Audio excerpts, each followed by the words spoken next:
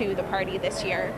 Yeah, certainly. And why? Why so much of an effort? Arizona, and I think I know the answer, but Arizona is not used to being a battleground state, right? Yeah. So obviously, being the majority party, we do face headwinds going into the midterms, and we know that. And so we're doing everything that we can to ensure that our party stays in the majority and that we keep continuing the progress we've seen under the leadership of President Trump and the Republican leadership.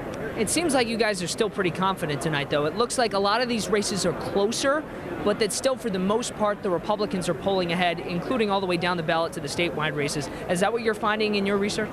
I would say we are very excited, and obviously, again, we do face headwinds, but with the candidates that we have and the resources that we have behind us, we are very confident that we're going to defy history tonight in Arizona and across the country.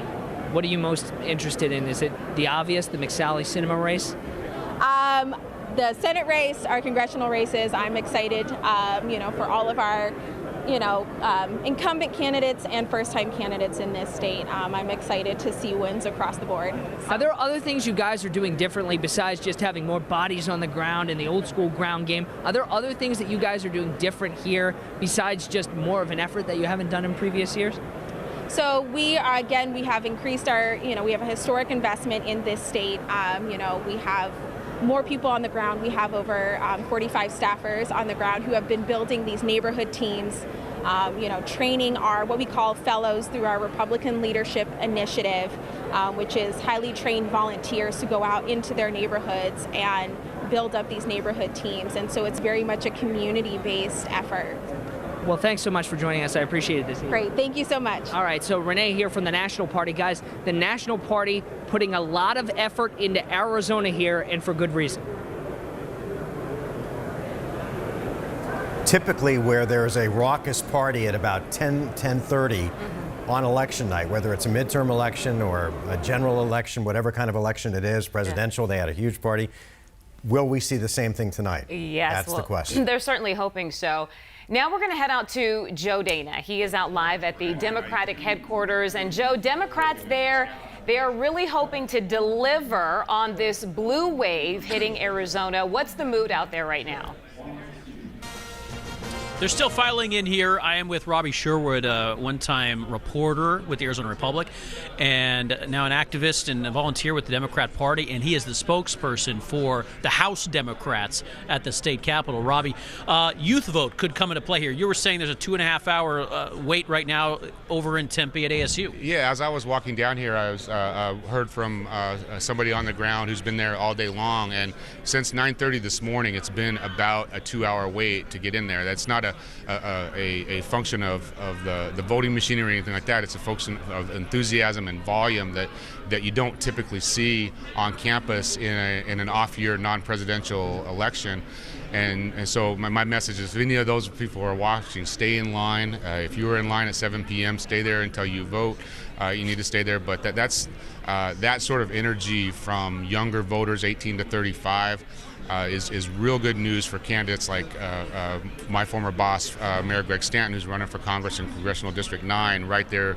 That heart of ASU is right in the heart of his district. His campaign has worked very hard to turn out those voters, and along with a number of other organizations, and it appears that they've been successful. And on a night when a bunch of races could come down to just very narrow margins, where it may take a week or two to actually find out who won, those type of efforts might end up being the margin of victory. I talked to a leader earlier with the party. He said 2014 was miserable. Turnout was poor. 2016 was just shocking with what happened there. 2018, how are you feeling this could turn out? Well, I think this is record presidential level turnout. So the turnout already with the combined voters who voted today and all the early ballot energy that we've seen has already either tied or surpassed. I don't have the up to the second information, but it's going to surpass the last presidential cycle, which is incredible in an off-year election. People are interested in this election and are passionate about it and are turning out. Generally generally, I want to think that sort of energy when off-year elections are referendums on the president, the current people in power. That's Republicans. That should be good news for Democrats. But we've had our hearts broken, so I'm trying to remain cautiously optimistic and not getting out over my skis with any predictions. But a lot of hard work, a record amounts of ground, people on the ground knocking on doors. I've quite frankly, even as a reporter or as working in politics, never seen quite this level of activity on our side. You were saying, for Democrats to pick up some of these key races, it will require split ticket voters. Yes. Republicans who may normally vote down the line Republican to cross over. And you said 2006 it could be a parallel. That was another key midterm race. Yeah, 2006 was the last race I covered as a reporter. And so my larger point is everybody's been obsessively watching the early ballot returns that started off with about a 12-point gap for Republicans, which is typical, and it's dwindled down to about under 8%.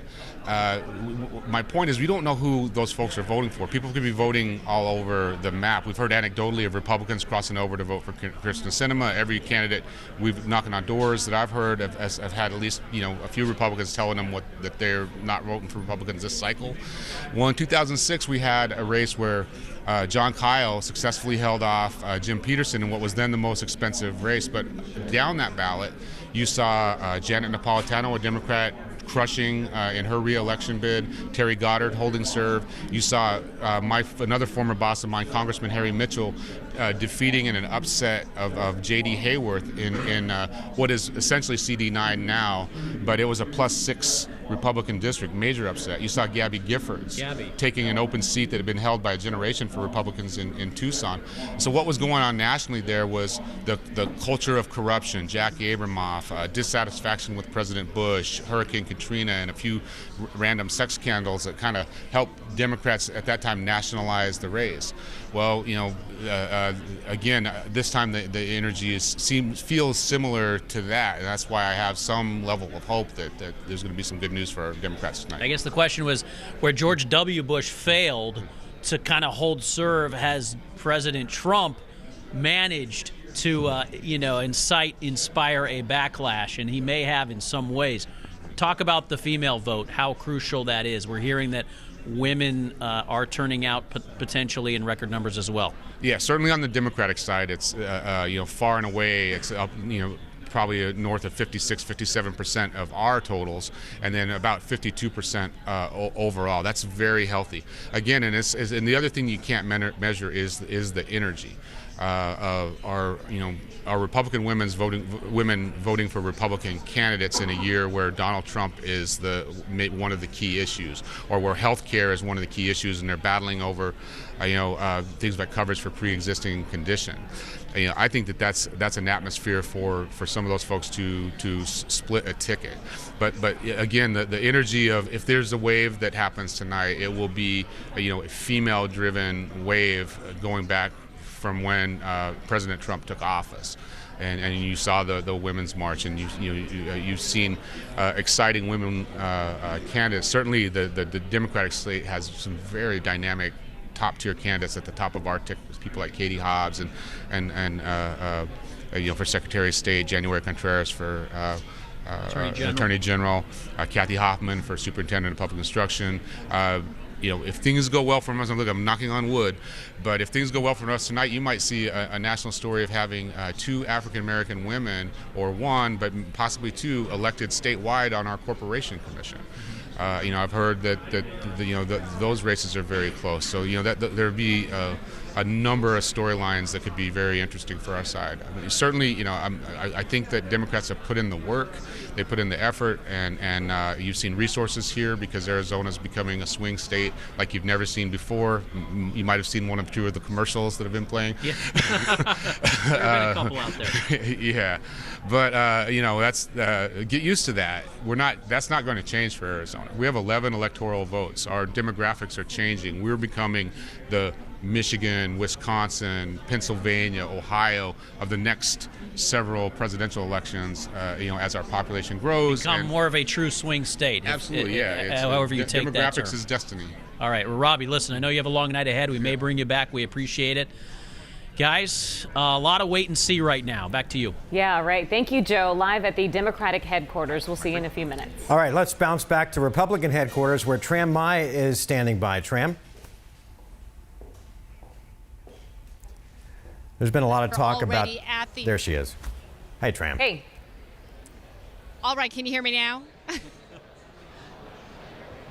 All right. Okay, so yes, it is jam-packed here at the GOP watch party here at the DoubleTree Resort in Scottsdale. You can see a lot of people have filed in, but you know what? They're expecting even more people. We're talking hundreds tonight. Right now, I want to talk to the GOP watch party organizer, Alberto Gutierrez. It is great to have you with us. Thank you so much. Being here with you guys. All right, so you have been organizing these kinds of events for 26 years now. This is the biggest. Tell me how so. Biggest and the best. Well, more than anything else, because the number of media from all over the state and now over the country. We have the BBC here. We have people from Hong Kong and from other parts of the country. And it's been incredible. We have issued over 190 media credentials. 2016 presidential year, we issued only 136. This is huge and big. It's the way the whole thing is working is that more than anything else is media was very interested. For the first time, we parked 13 satellite trucks. How we did it, beyond me, we started yesterday morning. They're outside blocking part of the parking lot. So the media had major interest, and they came, and we're grateful because the public needs to be informed. Which is why you held it at this venue this year, right? Because in years past, it's always been in downtown Phoenix. We were in downtown, but we had, there's a lot of issues downtown, even though I love the Hyatt Hotel, but it's the parking. The meters are up to 8 o'clock at night. All the things that are happening downtown with a lot of other events. Here was the perfect place. I put a couple of large meetings here 20 years ago, and I love the place. It's a great location.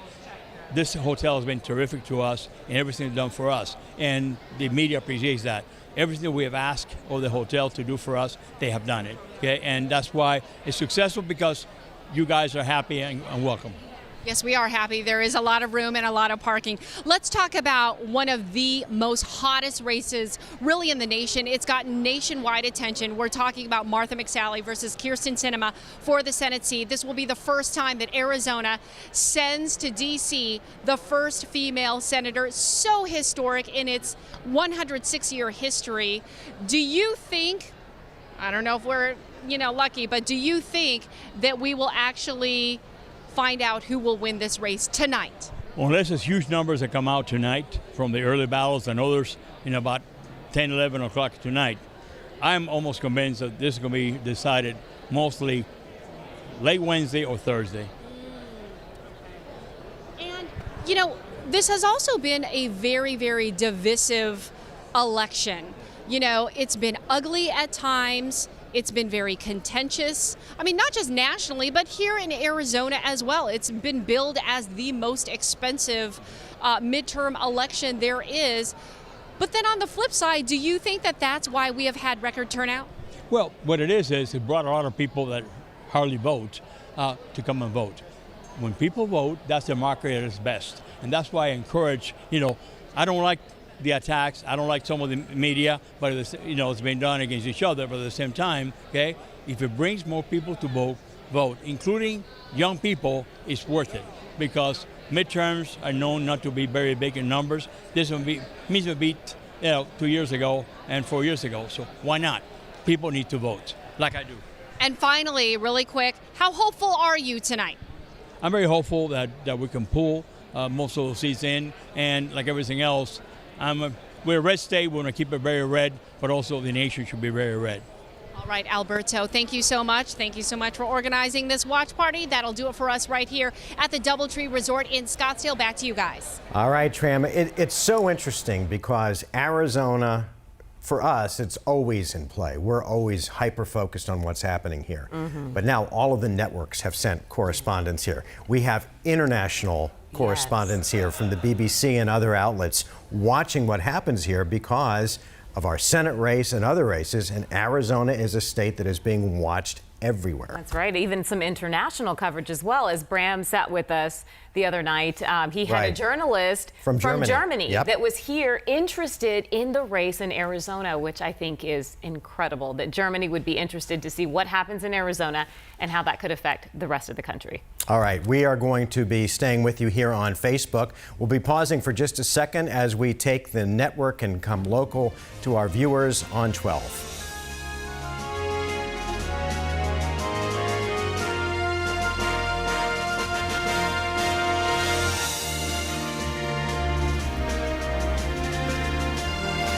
All right, we just want to welcome everyone who's been watching network coverage. Lester Holt and his crew in New York City watching nationally. You're not going to miss a minute of the national coverage, but we wanted to get you caught up on what's happening locally. Yeah, that's right. And of course, voters today just energized all across the country. We're seeing voter turnout in record numbers, but we're also seeing that right here in Arizona. Earlier today, or even right now, you can see a live look. This is out at the ASU campus in Tempe, where you can still see a very long line there. The students have been showing up in droves all afternoon, and just another indication that this election in particular has fired up that young voter to show up. Two pockets of voters that really are making headlines so far today, and I trust that we'll see the same thing tomorrow, and that is the year of the woman and the year of the millennial voter, and also early ballots. 39 million early votes turned in this year. 2014, 27 million early votes. So it just gives you an idea of how fired up the entire country is. That's right. So we're going to continue to have team coverage here on 12 News. We'll update you with the latest poll numbers coming in about an hour. We'll see you then.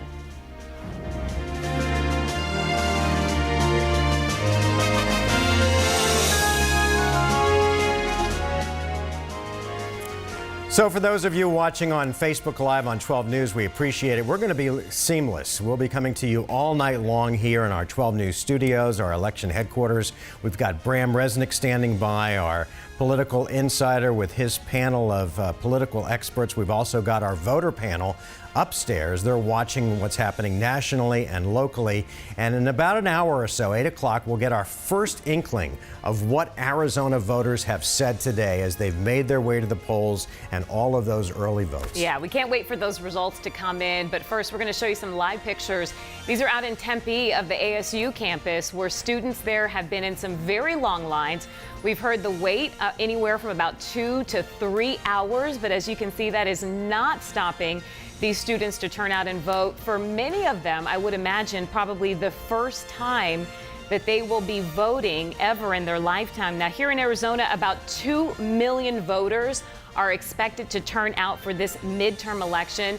And should that projected number happen, it will be the first ever, the most ever for a midterm election in Arizona. And that doesn't even speak to the numbers that we're seeing across the nation of people just being energized to come out, and particularly women. And when you look at voter behavior, voters come out for two reasons. They come out because they're satisfied and they have a desire to maintain the status quo, the elected officials that are already in office, or they want to vote along party lines, or for extreme dissatisfaction. They vote for change. They're not happy with what they're seeing, and a lot of people are speculating. They're calling it the Trump effect, that tonight we'll see voters coming out because they're energized by what the president is doing in Washington, or they are extremely unhappy with what's happening in Washington, and they want to come out and they want to vote for change. And we're coming up on 6:59:30, which means the polls are about to close in Arizona. Yeah, and speaking of those energized by the direction of the president,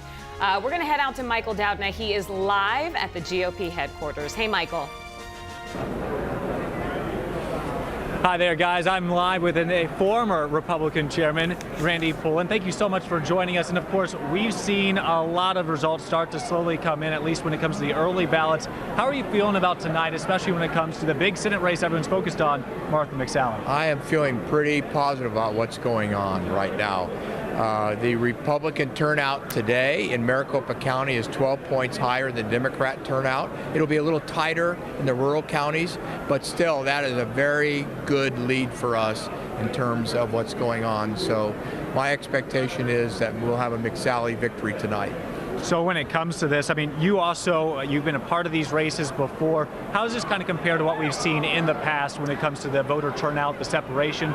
Because in a lot of the early ballots, it's a lot tighter than a lot of midterms. But what do you really feel like what you've seen with so far? Well, going back to like 2010 when I was chairman, we had about the same level. Statewide was about 10 points. In Maricopa County, we're 12 or 13 up. So it's pretty similar to what we're seeing tonight. And so it's all very positive for us here in Arizona. So that's why I'm looking for down ballot. We're going to have a lot of Republican victories tonight. Now, one more question about the Martha McSally. You said it was going to be a little bit tighter in rural areas with that separation. Yes. And we talked a little bit before off cam about health care. I mean, that was something that Kyrsten Sinema really campaigned hard on. Yes. What was the focus for you at the end of this election when it came to trying to maybe swing some of those votes back to McSally? Yeah, that's exactly right. It was health care. I was the treasurer of a super PAC. We worked very hard in rural areas to make sure everybody understood that McSally was strong on health care. We had Kelly Ward did ads on behalf of McSally, as well as Jan Brewer. So that was all very, very positive. We got a lot of good response from that. And so that's why we're pretty confident that it's going to hold and that we'll see a McSally victory tonight. Now, we talked a little bit about down the ballot races. Yes. And there's a big little it's a 5-4 split right now in favor of Republicans for Congress. What is that looking like later on this evening? Well, that's one we're going to be watching very carefully. It's going to be, I think that it'll be tough. I don't think we're going to win McSally's seat with a Republican, but I think we've got a good chance with Wendy in District 1. So I think that we might still end up with a 5-4 advantage here in Arizona. Overall, my expectation is, based on a lot of feedback I've gotten, is that we're probably going to have at least a 5-seat advantage in the House. In Congress. What are you talking about overall in Congress? Overall, we'll have a 5-seat advantage when it's all said and done. My last question for you. Of course, we're talking to the ex-GOP chairperson, Randy Pullen. And when it comes to this, what does it mean to actually have this kind of victory parties? What's the atmosphere like, and what do you really want to see later on this evening? Well, I've talked to quite a few people here tonight that I've known over the years, and there's a lot of trepidation, a lot of nervousness because they don't know what's going on. But when I go around and I tell them that our advantage is 12 points in Maricopa County and that's good, and they get a little bit more relaxed with what's going on. So I wouldn't be a little bit surprised to see when the early ballots, and they're going to be announced here pretty quick, that McSally might be down a little bit to Sinema in the early balloting. But because of what's going on today, I think if she's down a little bit, she'll make it up today on the balloting that's going on. Of course, we don't expect that decision, that race to be called anytime. We might be here until 11 o'clock or midnight tonight before we know that. But well, thank you so much for joining us. I appreciate it so much. Real pleasure. And thank you. Again, we're going to see a very tight race in many of these races, and we'll give you keep you up to date with whatever may actually come out as we continue throughout this evening. We're, of course, live at the GOP watch party, really.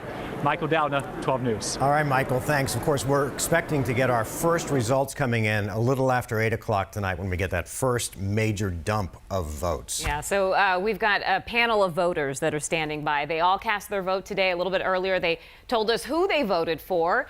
They're standing by right now with Ryan Cody, and he is taking part in, it looks like, a very civil discussion there. Well, that's because you weren't here a couple minutes ago. We're beginning our talking about attack ads and how important they've been in this Senate race in particular. So I want to start here just because we're at the end of the table and we can go on down. Matt, when you talk about attack ads, and what is your opinion on how important they've been in this race and how important they've become in politics overall? We started seeing with the presidential cycle a couple of years ago.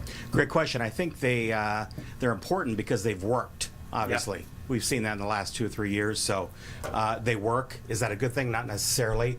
Hopefully we start to see a change over the next couple of years. Eric, what do you think about that? I think the attack ads, being effective in what they are really a scary reflection of society. And they shouldn't work. Right? We should have a level of maturity, decency, and intelligence out there to where, our candidates wouldn't opt to use them. So it begs the question, and this is really my criticism of all political heads, is who in society is going to do something about that?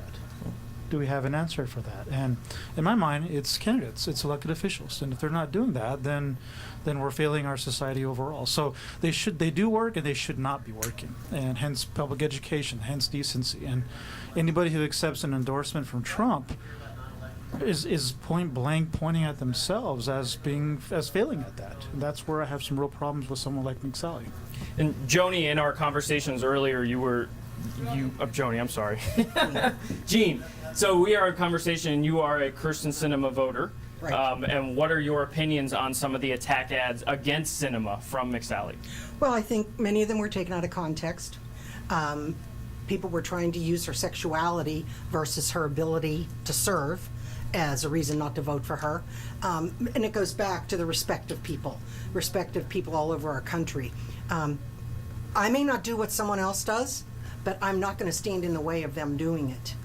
There's so many issues that are based like that, and a lot of people vote on single issues, which, again, it affects us, it affects our kids, it affects the future generations. I want to make sure that our politicians are doing the right thing and not just attacking each other. Because once you get to D.C., what are they going to do? Yeah, I guess we'll see. Joni, I introduced you earlier, also a Kyrsten Sinema voter, and what is your opinion on some of these attack ads that you've seen? Most of them come from PACs, which are funded by dark money, and of course the origination of that is the bill that was Citizens United, that was passed and approved of by the Supreme Court. I think it's very unfortunate that we have the money that we have functioning in the way that it does, because it perpetuates that kind of thing. As far as the attack ads go, I think that the candidates this cycle that I've watched on a national level as well as on the state level, many of them have tried to curtail that, to present themselves and what they want to do for the state or for the country. Andrew Gillum was one in Florida running for governor there who used positive ads. Also, Beto O'Rourke in Texas and Kyrsten Sinema's ads were all positive until McSally got into the race. Until a point, they weren't all Yes. positive the whole time. No, they were we not all agree on positive. that. I think there was a need, to respond to some of the things that her opponent said. So, did I answer that question? You did, absolutely. We'll let Lloyd jump in here. Also, a Kyrsten Sinema voter. Yeah. So our viewers know. Yeah. So I feel attack ads are pretty effective. For the simple reason that people like to see a fight. It kind of feeds into our bloodlust nature, so it can speak a lot about us as people and as civilization. And what I think is that people do have to exercise discernment, and understand where the information is coming from, whether it's an attack ad on television or something that you're seeing on social media. And it was mentioned earlier about who's going to fix it, who's going to change it. Malcolm X had a quote where he was talking about the black community reaching a certain place of political maturity.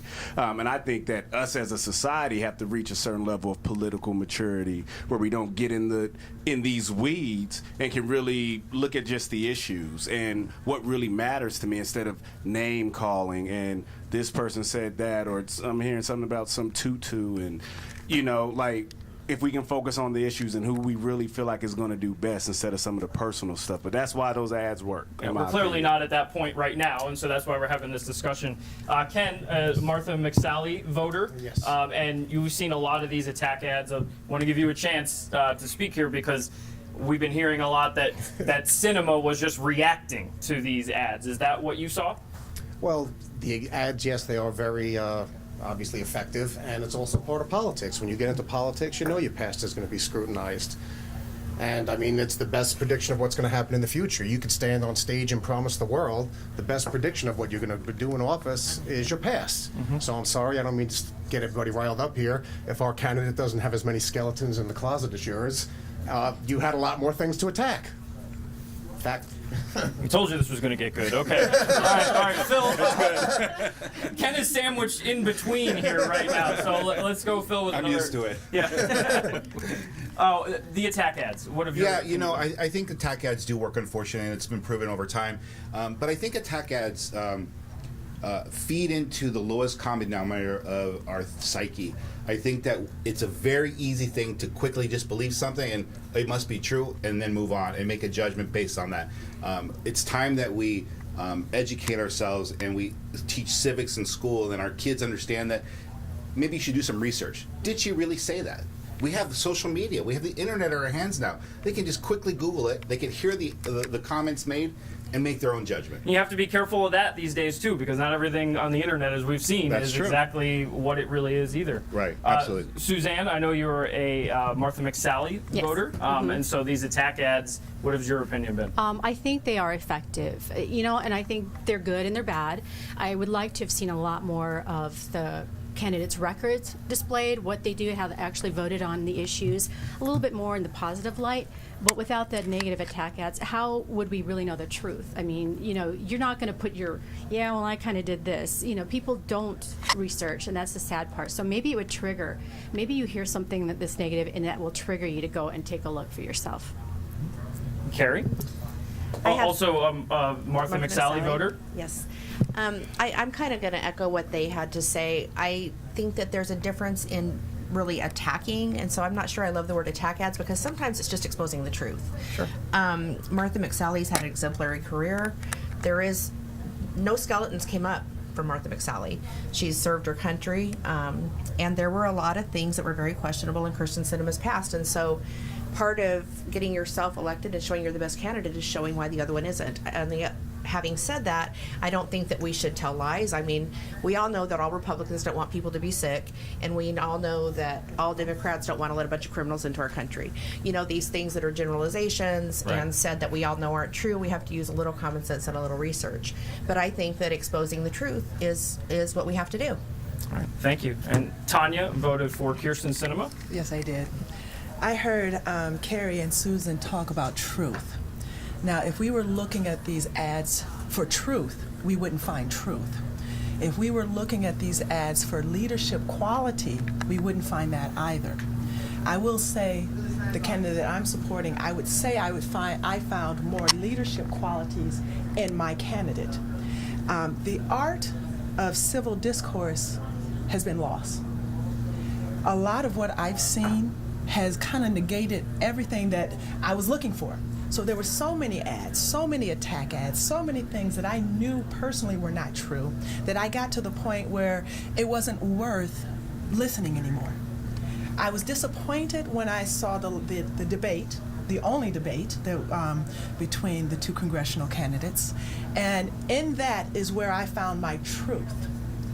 Actually seeing how they shown themselves, actually seeing the education versus the slaughtering of throwing mistruths, untruths out, composure, intellect. Those are the kind of things that I was attacked. Because if you're going to be my leader and you're going to represent me, and I cannot trust you to tell a truth, then I don't think you're representing me fairly or equally, and I don't know if I want you to be my leader. All right, thank you. And Bianca? Voted for Martha McSally? I did. So I think that attack ads, they have their pros and their cons. I think that if there weren't any attack ads, we wouldn't be able to, the candidates would always seem like these perfect, well-rounded candidates, and then we would say, well, I mean, and this happened today when I was on campus at the polling booths at ASU. Next Gen volunteers were giving out flyers for who you should vote for. And I actually got one just out of curiosity to see what they would have written down, and of course they'd make it seem like all these candidates are the best choice and the only choice that you should have. And I personally don't agree with that, but because these attack ads exist for that very reason, it's not just for defaming somebody, it's also because this actually exists. It's not like it's made up. If there has been any dirt dug up on Kyrsten Sinema, it's for a reason. She has this past. I feel like she should maybe own up to it, but it's also for that same purpose. It's so that where you stand on morally and where you think that you could maybe align best with your candidate. And so all right, thank you. Yeah, I think one thing that we all agreed on in our conversation from earlier was that many of these ads, I don't know the exact percentage, they're not coming from the candidate themselves anyway. So education is a huge part of knowing who to vote for, regardless of what is said in any of these ads. And so this is something that we're having a spirited discussion about tonight, but we are just getting started. That was just attack ads on the Senate race tonight. So one thing we can agree on, they do work. And we'll see exactly how much they work as these results begin to come in tonight. And we do know that it's a highly contested race, and the gloves really did come off in terms of these ads that we saw for months. We've been inundated with these things. I hope a lot of you guys have DVR, so you didn't have to see all of them the entire time. But so we have so much more, that we're going to be talking about tonight, including the gubernatorial race, the mayoral race that we wanted to bring up at some point in a little bit. But I know you also have a lot of things that you need to be talking about downstairs, I believe. And we're going to keep the discussion going here. So you just let me know. Should we stay up here, come downstairs? You know what, Ryan? You go ahead and stay up there. Okay, Great discussion so far. It's great to hear the insight from all of those voters that are representing just a very diverse group of Valley voters. So we'll check in with you in a few minutes, but we're going to just leave you up there for now. I appreciate that. We're doing just fine. So I'll let you know if security needs to come up. Can you at least get them some snacks? I don't see any food there on their table. There's pizza. Well, we have been eating pizza and breadsticks and pasta, and there's soda and coffee. So we're fueled for the moment, but God, what is it? Almost 7:20. So we got a little ways to go. Keep them well fed, you guys Ryan. have some food down there? Are you okay? Not that I can leave and bring you any, but I might be able to. Depends what kind of pizza it is. We may have to come up there and raid your snack drawer. Yeah. All right. Ryan. All right. Well, good. Thanks. Well, earlier this year, we saw the great passion in the Red for Ed movement. And the question, I think, going into the minds of Republicans and Democrats tonight is, would that passion carry over, and would it be enough to really change or swing an election? Let's go back to Joe Dana, who's at Democratic headquarters in downtown Phoenix. And Joe, you're standing by with a teacher. Is that still a hot topic? Oh, you better believe it. It's incredible to think what a simple slogan like Red for Ed can do to galvanize a community in the way that it did over the springtime. I'm with Joseph Fuentes. He's a third grade teacher at Garfield Elementary right here in the Phoenix area.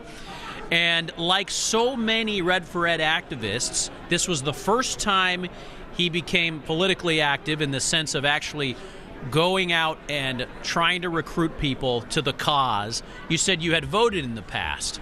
Yes, I've always voted, just never knocked on doors. So what was it that caused you to become one of the army of Red for Ed volunteers that are hoping to make changes tonight? You know, sitting in the Senate and in the House and watching our politicians just do wrong by education and do wrong by our children, it was time to do something. So you sat in some of those sessions earlier this year as they discussed the 20 by 2020 plan and some of the other amendments. A lot of people might say, hey, 20 by 2020 is a great thing. Why do you need a movement like this to go further? Because it's not enough. That plan's not guaranteed for one, and two, what about funding for other areas besides teacher pay? Our classroom sizes are increasing. You know, the material, the resources we have are decreasing. It's just not fair. It's not enough. What kind of salary increase did you see this year? Unfortunately, I didn't see one because I switched districts. So, I didn't. So not even a bump at all. No. Okay. So you're an anomaly, obviously, because of what a lot of teachers saw, vast majority. But let's talk about what you see in the classroom itself. As far as the classroom goes, our teachers did get raises. I know that they were, happy about that, but I think that we still need more resources. Our classrooms are still overcrowded. I mean, they're crowded. You're holding a David Garcia sign. Look, there are several races to watch, but at the end of the night tonight, what will you consider a victory? I mean, let's say you can't have it all.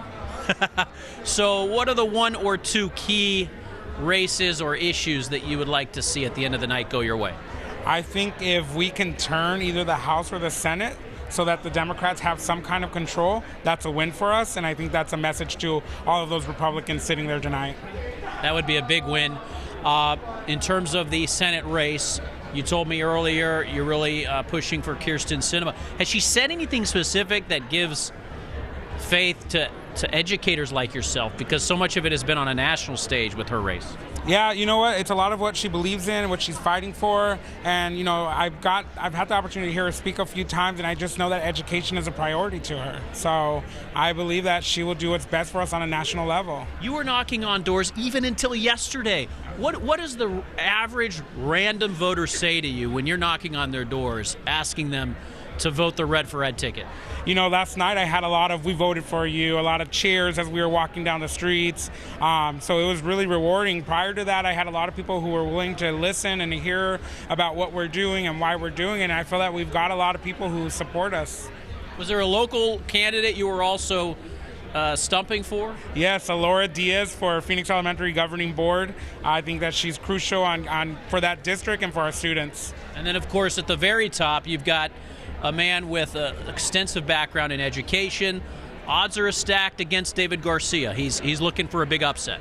The odds are stacked against him, but look at the turnout. I mean, it's not what people expected, and that can play in our favor. Well, I saw you have an adult beverage in your hand. Is tonight sort of a celebration? I mean, you put so much work into this for the last few months. It's a celebration, and I told myself that no matter how small or how big we win, we're going to celebrate the success that we've had. All right. Well, look, the Red for Ed movement truly has been one of the most amazing stories politically we've seen here in decades here in Arizona. And, yeah, how big of an impact will it have on the actual races? That's what everyone is waiting to see. In the next little bit, we should start to see some results, right, guys? Yeah. All right, Joe. Thank you thanks so much. Well, now we're going to kind of eavesdrop in on another conversation that's going on here in our studio. We have Bram Resnick. He is standing by with our group of political insiders, and we hear a lot of chattering over there, Bram. So we want to know what you guys are talking about. We've been talking about waves, Caribe, that big wave that may or not be coming from the East Coast through the Midwest all the way to the West sometime later tonight. I want to start first with the youth wave because, as I said earlier, Belencisa, who's with NextGen, has been helping to organize all these youth voters we are seeing, young voters we're seeing at ASU and also NAU and U of A. What has been the secret sauce to get these students out to the polls in those numbers? Well, it's pretty simple. It's organizing them, it's engaging them, it's mobilizing them, and this has taken months. We've been on the ground since March, talking to them, asking them what issues they care about, and connecting those issues to their ballot, and telling them, if you are unhappy with the way that this country is going, if you want affordable health care, if you want affordable college tuition, you need to vote for the representatives that are making these decisions. And are those the top two issues for them? Yes, healthcare, education, and also reproductive rights. Okay, so, well, there they are, and you said they're going to make a big impact. We've also been talking about the blue wave, which has been out there for months and months and waiting to see if it laps up on our shores. I think on this side, there is a no blue wave feeling. Chris? Yeah, no blue wave. I think we just saw Jake Tapper, Chuck Todd both said, quote, "This is not a blue wave," and I would agree. We're not seeing what we could have seen. There's a good chance that the House stays in Republican hands. We're up one in the Senate right now. We flipped a seat, and so it's not looking like a blue wave. Kim, is it too early to say? We're a few time zones ahead of those folks. There are some indicators that it's not a blue wave. You've got some seats that were supposed to be in play that clearly were not in play at all. And in other places, it's coming out to be exactly as you would have predicted. Considering the historic outcome of a midterm election, it's not a blue wave. Okay, I know Chad Campbell is going to disagree with that. Where's your evidence that there is a blue wave or a ripple or a splash? Yeah, well, I think it may be too early to make any judgment yet on anything, but I'm interested to see where you guys are getting your prediction here. There's been no upsets of any kind on the Democratic side. So in the House, we're actually picking up the seats we're supposed to be picking up. Haven't lost any of the toss-up races yet. Didn't pick up a couple that were kind of far reaches for us, and that would have been indications of a huge blue wave. But right now, the House is probably going to flip if it holds, pattern holds tonight. A couple Senate races may still flip, Arizona, Nevada, and I think in the state here we're going to see some statewide seats flip. So still a long ways to go. And the vote's coming out in about 30 minutes. Yep. First vote dump in Arizona about a little bit after 8. Let's send it back to you. All right, Bram, thanks a lot. And we have yet to hear them talking about the Trump factor, which is definitely in play tonight. So I want to ask Bram and his panelists to discuss the Trump factor and how much of a factor that was in voter behavior today. We do know that as far as women go, we've seen record numbers of women that have even filed to run for a race, have been chosen in their primary. And a lot of that is because of the fact that they were upset after the election in 2016. And so this, in a way, is going against the Trump administration. There's a new poll out from the Associated Press out that says 2/3 of voters, and it isn't specific on whether they went because they are happy with the president or unhappy. 2/3 of the voters said Donald Trump was the reason for them voting today. All right.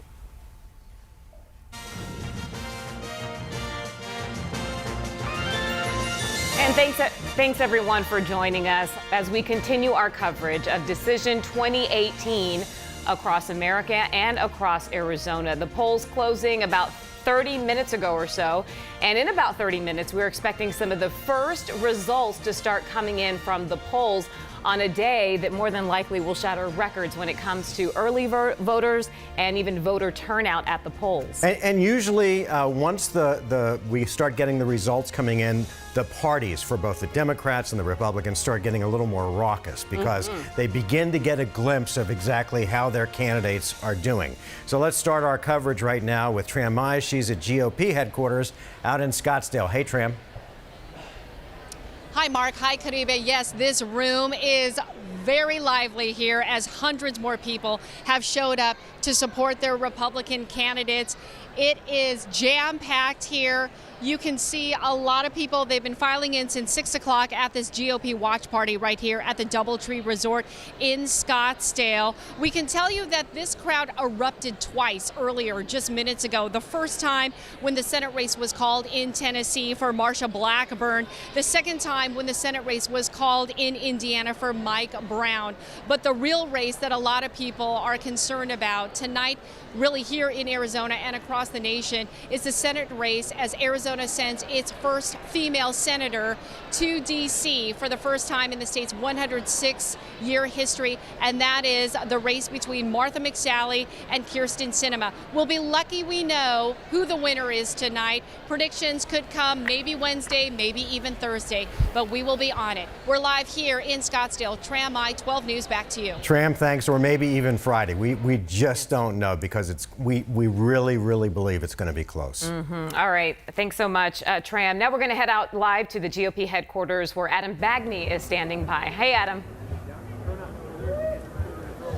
Hey, Caribe. Hey, Mark. We wanted to show you a live shot of what alleges to be an American political first. It's the dunk tank here at the Mark Brnovich headquarters. They're using Tom Steyer. He's the California financier who's run a lot of these negative attack ads against Mr. Brnovich. So we're having a little fun out here. And also joining me now, look who happens to be here. It's the Pinal County Sheriff Mark Lambs here. Hey, Mark, how are you? Doing great, doing great. So you're not up for re-election. That must be nice. You Thank get to enjoy. goodness, no. You get to This has enjoy been it. a tough season, a tough political season. What do you make of it? Well, I haven't liked it. It's been ugly, you know, but I'm glad it's over. I think a lot of Americans are probably glad it's over. We won't be getting any more phone calls and commercials, but I'm glad to be here tonight supporting some good candidates. What do you think about most of the races? A lot of people talking about McSally and Sinema. I know you've been watching that closely.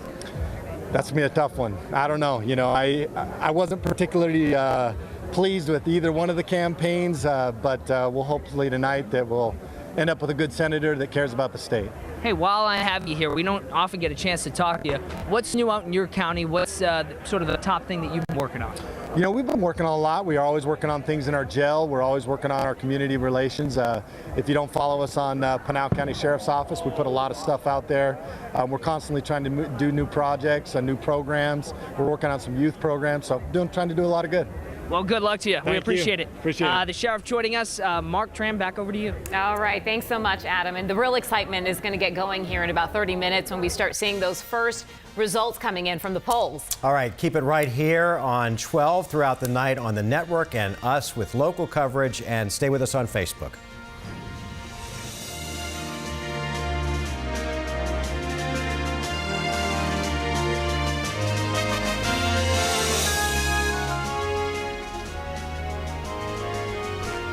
All right. Thanks, everyone, for joining us once again on Facebook as we continue Decision 2018 coverage. Now, a little bit earlier in the show, we talked to Adrian Fontes. He's in charge of voting and polling across Maricopa County. And, you know, last primary election, we had some major problems out at the polls. And so a lot of people holding their breath, I think, today when they went out to vote, hopefully not running into problems. And for the most part, it seemed okay, but we did have a few problems. Few hiccups this morning. One was in Chandler. Yes. And we had, the situation there was really strange because you had a foreclosure on a voting center. So Adrian Fontes maintains everything was set to go, and they get there and the door is locked because the landlord had not been paid by the tenant. And so lock the doors. Locked the doors, and the voters got locked out, and they were told until they figured things out, they were going to have to go somewhere else to cast their vote. To cast their vote. They eventually were able to open up, but voters had to wait for a couple of hours. A few other minor issues, some printer problems at a polling location out in East Mesa. And then, of course, the long lines, particularly due possibly to the huge turnout. Yeah, and look, let's be fair about this. Considering the huge voter turnout, not only with the early voting, the masses of early votes that were sent in, which cut down on the lines, thankfully, but it's still a lot of work for the folks who have to count it. And then the folks who voted today, it has been relatively calm by Arizona standards because, as we know in the past, we have definitely had our share of voter snafus. Yeah, as of 6 o'clock, nearly 220,000 votes had been cast in person in Maricopa County. So just to give you an idea, about 350,000 people cast votes on Election Day in 2016. So that was 220 as of 6 p.m. And of course, the polls were open for another extra hour.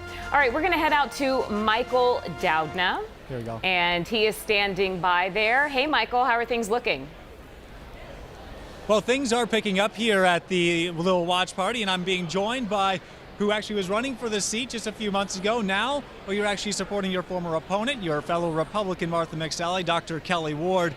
And first off, how are you feeling about a lot of the races that we're seeing, particularly Martha McSally? Yeah, I think that it's going to be a go. It's going to be a red wave that we see across the country. I think that they called it for Marsha Blackburn, right? That's exciting. Tennessee, from Tennessee, and so I'm hopeful that that's going to happen right here in Arizona as well.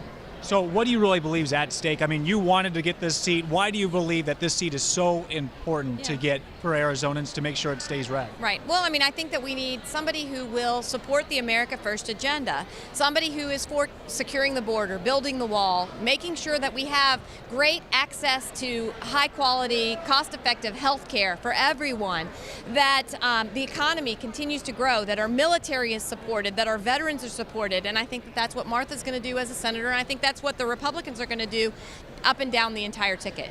And how does it feel for you to know that you wanted to be up on the stage? I have to ask you, I mean, how does it feel to kind of be at this watch party today, maybe watching Martha McSally have a chance to go to the U.S. Well, Senate? I mean, of course, I would love to be the senator from Arizona, but I'm glad to see that we will hopefully have a Republican as the first female senator from the great state of Arizona. And when we're talking about this, we've seen a lot of major players come in, from President Trump to others, but you also did your part a little bit to help out Martha McSally. What did you do to try to maybe push her over the top of the very end? Yeah, I mean, I've been very supportive of her campaign, as well as pointing out her opponent's flaws. Did a healthcare ad, because as a physician, I know that Obamacare is detrimental to the people of our country. It's detrimental to patients, it's detrimental to physicians, and it's detrimental to the healthcare entity, the entire system as a whole. And so it's got to go. We've got to get the free market back in so that people can have access to high quality, cost-effective care, and that happens only through the free market. So I worked with a super PAC called Restore Our Healthcare to be able to put an ad out in support of Martha and opposing her opponent. So what do you think's really at stake here as we watch these results roll in? What do you think's at stake here for Arizonans and the country as a whole? Yeah, I'm hoping for a red wave across the entire country so that President Trump has the support that he needs in the House, in the Senate, and in the local, at the local level, at the state legislative level, at the governorship level, so that we can continue with that great America First agenda. Now, of course, we talked up and down the ballot. Actually, I just have one more question for you. We talked a little bit about it. There's been a lot of people out here who've said they had a lot of support for you.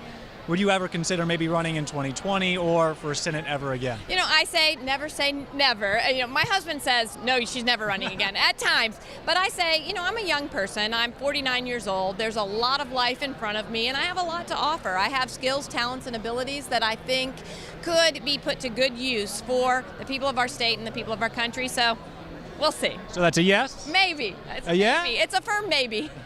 Well, thank you so much for joining us. We really appreciate your time. And again, we'll keep you up to date with more guests, with more candidates as we continue throughout the night. Of course, we're live in Scottsdale. Michael Downa, 12 News. So the Democrats need a net gain of 23 seats to regain control of the House for the first time since 2010. And I'm wondering, as we go to Will Pitts at Democratic headquarters, Will, is there any confidence building at all as they start to see the East Coast results come in down there that they might be able to flip the House? A little bit as of this point, actually. There's a lot of excitement at this point because nobody really knows exactly how this is going to shake out, but everybody's pretty optimistic. And one person who's very optimistic, Kathy Hoffman, you're not even nervous, you were telling me just a second ago. How are you not nervous right now? I'm just feeling exhilarated, excited. I just can't wait to see the results. Now, you've never run for an office before. What made you decide to try and run for state superintendent? Well, the tipping point was watching the confirmation hearing for Betsy DeVos, and that's when I realized that we must have more educators running for office if we want to see any kind of benefit for our public schools. And I think that the past year and a half has completely paid off in that regards, that Arizona is ready to have an educator lead the Department of Education. So what's the past year been like for you, campaigning and trying to get your name out there and building voters' confidence in you? It's been amazing. I've learned so much I can't even tell you. I've been to every single corner of Arizona. I realized that it really is the 6th biggest state in the United States. I've been traveling. I'm on my 2nd car. I've traveled so much. I've been to rural schools. I've been to all different types of schools and just learned so much from meeting with educators and parents across the state. Of course, the incumbent Diane Douglas didn't make it out of the primary. What do you think that tells you about what voters want in a superintendent of public instruction? I think they want our public schools to be supported, and one thing we saw with Diane Douglas is she had never taught in a school, and she was not standing in solidarity with teachers. And whether you're a parent or a grandparent or a neighbor, you want to see our leaders of public education and the Department of Education supporting our public schools. That's what we all want. And of course, one of the huge stories in Arizona was the Red for Ed movement. How has that impacted your race, and how much support have you gotten from that? It's been very helpful. I've been a participant and supporter of Red for Ed throughout the whole movement, and one way that has helped my race is I've had countless volunteers, teachers step up to help me going door to door, canvassing, phone banking, many of them in Phoenix and in Tucson and in Flagstaff, and across the state. I was up in Lake Havasu meeting with Red for Ed teachers, and so that has greatly helped my race. Now, the only poll that we've seen so far has you and your opponent very, very close, too close to call. 23 minutes from now, we should know how this is going to shake out. Do you have a prediction? I feel very confident going into this, and one of the reasons is because as I've traveled the state, I've met with educators and district superintendents and parents across the state, and everyone is prioritizing public education. And so whether it's a Republican or a Democrat, people have been telling me that they're supporting me because they are ready to see an educator lead the Department of Education. Now, I want to go a little crystal ball here. Assuming if you do win, what's the first thing you want to do at the state superintendent level? Well, once I get my staff in place, I plan to do an audit of the Department of Education to make sure that all of our dollars, whether it's federal dollars or state dollars, I want to see exactly where it's being allocated, go line by line through that budget, and make sure that we are effectively using every single dollar coming through our department. All right. Kathy Hoffman, thank you very much. Good luck. You've got, I see the clock, 21 more minutes, and you'll find out what's going on. We're going to go now to Joe Dana, who's just a few steps away.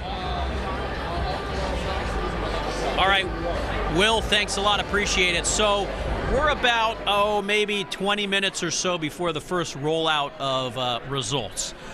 With that said, I'm with Jevin Hodge. He's the vice chair of Arizona Democratic Party. You still like what you're seeing today. Yes. Tell me why. Yes, we have tremendous investment from folks who are activated and motivated for the first time. New political volunteers, new political candidates. We have new political awareness. So I was at ASU earlier today and I saw students walking in their ballots, hundreds of students walking in their ballots. So regardless of what's showing right now, we're going to see a surge as we saw in the last few days of ballot returns. We're going to see the investment and involvement from the last 2 years pay off with folks tonight. And we're seeing a couple of Senate races that were supposed to be close on the East Coast and in the Midwest that may be tilting Republican. You concerned about the race here between Kyrsten Sinema and Martha McSally? Not at all one bit. Not at all one, but Kyrsten Sinema, one, is the voice that Arizona needs to represent them in the United States Senate, but two, has ran an incredible campaign on the issues and engaging and activating new people to participate in the process. In the last few months, what has stood out to you more than anything as you look at the run-up to this election? Yeah, the investment of young people. When you see that we have individuals that are activating for the first time, volunteering for campaigns for the first time ever, young people are participating at a brand new, a non-precedented race. This is unprecedented for their involvement and their investment. Now, as we hear some results come in for other House races across the country going Democrat, we're getting applauses. NBC is projecting that the House will go to the Dems. The Dems will take over the House. What does that mean for someone like you? Yeah, it means that we have now a check in Congress on the president, and that our investment, regardless of what happens here in Arizona, pays off nationally. That Democrats around the country know that their involvement and their investment, and they receive the dividends on all of the hours and energy and emotion that they've invested into their candidates and party. We've got 5 big statewide races, from governor down to the school superintendent and those in between. What are you looking at as your most optimistic as tonight to see go the Democrats' way? Yeah, we have very strong candidates all the way down the ticket. And let's not forget Bill Pierce, the mine inspector. He's run an incredible race. He's run an incredible race. And I will say this, all of our statewide candidates will be competitive tonight. We have Sandra Kennedy, who served on the Corporation Commission, who was the top vote getter in the primary. That's going to be incredibly, performing incredibly well tonight. We have Kathy Hoffman, who is running two first-time candidates running head-to-head. But we have an educator that is ready to lead our education system, January Contreras. We have a great slate of individuals that are leading the ticket, and they're going to win. Jeb, you've seen a few of these elections in the past. I have. Democrats have walked away empty-handed or nearly empty-handed. This is still Arizona at the end of the day. Is there a such thing as moral victories after tonight's over? Well, I'll tell you, yes, there are always moral victories. There is never a loss as long as you learn from it. And I can say that we have laid a solid foundation to develop the new infrastructure of the Arizona Democratic Party. I'll throw a statistic at you. In the last weekend alone, we had over 4,000 volunteers that were activated for the first time. In the last few weekends, we've knocked over 1 million doors. We've made over 1 million phone calls. We have people that are ready and excited. So regardless of what happens, you will see a new Arizona Democratic Party moving forward. Now, I gotta say, I don't know if we can show your socks. Let's see if we can get up there. If you can pull them up here. Guys, these are Jevin's socks he's wearing tonight. The significance of the superhero socks. Hey, they're good luck. They're good luck. They give me my power tonight, and they give me the power for the Democrat. I'm wearing the Democratic blue suit with my Superman socks. So that's how you know we're bringing the luck tonight. Okay, he's the Democrat of steel. He is feeling good, feeling powerful. Tell you what, 20 minutes will say a lot. We'll start to see some of these numbers. I'll be back. Guys? Joe, thanks, Jevin. I really like those socks. Yeah, those are sharp. Those are sharp. Maybe you need to get a pair, Joe. Interesting note when you talk nationally, Mike Braun has upset Joe Donnelly in Indiana in the Senate. Mike Braun, GOP. the Republican, has upset. So that is a victory that was unexpected tonight in the U.S. Senate. Okay. All right. Well, I'm sure we've got a group that may have a little bit of insight on that. We're going to head over to Bram Resnick and our political insiders and see what they're talking about right now. Hey, guys. Yeah, I want to talk about President Trump and the U.S. Senate race here in Arizona. President Trump was out here 2 weeks ago. This race is now a toss-up. It was a toss-up before he arrived. Did the president have any impact? Did he move the needle at all for Martha McSally, despite what the polls tell us? Well, I think he did originally, but then I think over the past week and a half, he's actually become unpopular again. I think he lost focus on his conversation around the economy, which is actually a winning message for the Republicans. And somehow he got off on this, tangent about the invasion and immigration. So I think he actually then pulled back again. And that's why, from everything I've heard, he did not come to Arizona, because he was told by many people in the GOP not to come back to Arizona again. Okay, Chris Herring, was he told not to come back, and did he have any impact here? As we've seen him have an impact in other states, but it doesn't appear to have worked here. No, he was not told not to come back, and he definitely helped with turnout. We saw that when he came out, there was definitely a bump in Republican turnout. There's a lot of voters in the Republican Party, and independents and even Democrats, that like what they see from the president, especially on the economy. This is the healthiest the economy has been since Reagan, maybe even in my lifetime. So there's a lot of voters that like that and see it, and he definitely helped by coming out. There's no question about it. And yet, toward the end, the president's message got harsher, more focused on immigration. There's a controversial ad his campaign produced that was targeted at Arizona and Florida on Facebook.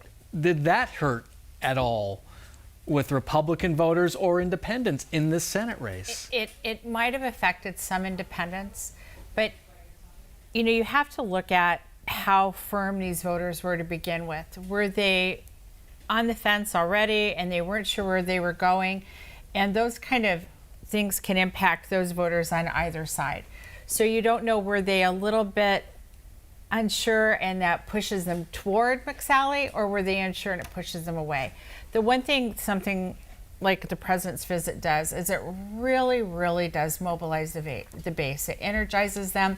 There's been so much talk about the blue wave, about the role of the Democrats, about we're coming for you kind of thing, that when the president comes out, he strengthens the base and removes some of that feeling of we don't have our own power, and makes them feel more confident to go forward. And I think that makes a huge difference when you're talking about canvassing, phone calling, talking to your friends and neighbors, the kind of things that really do make an impact.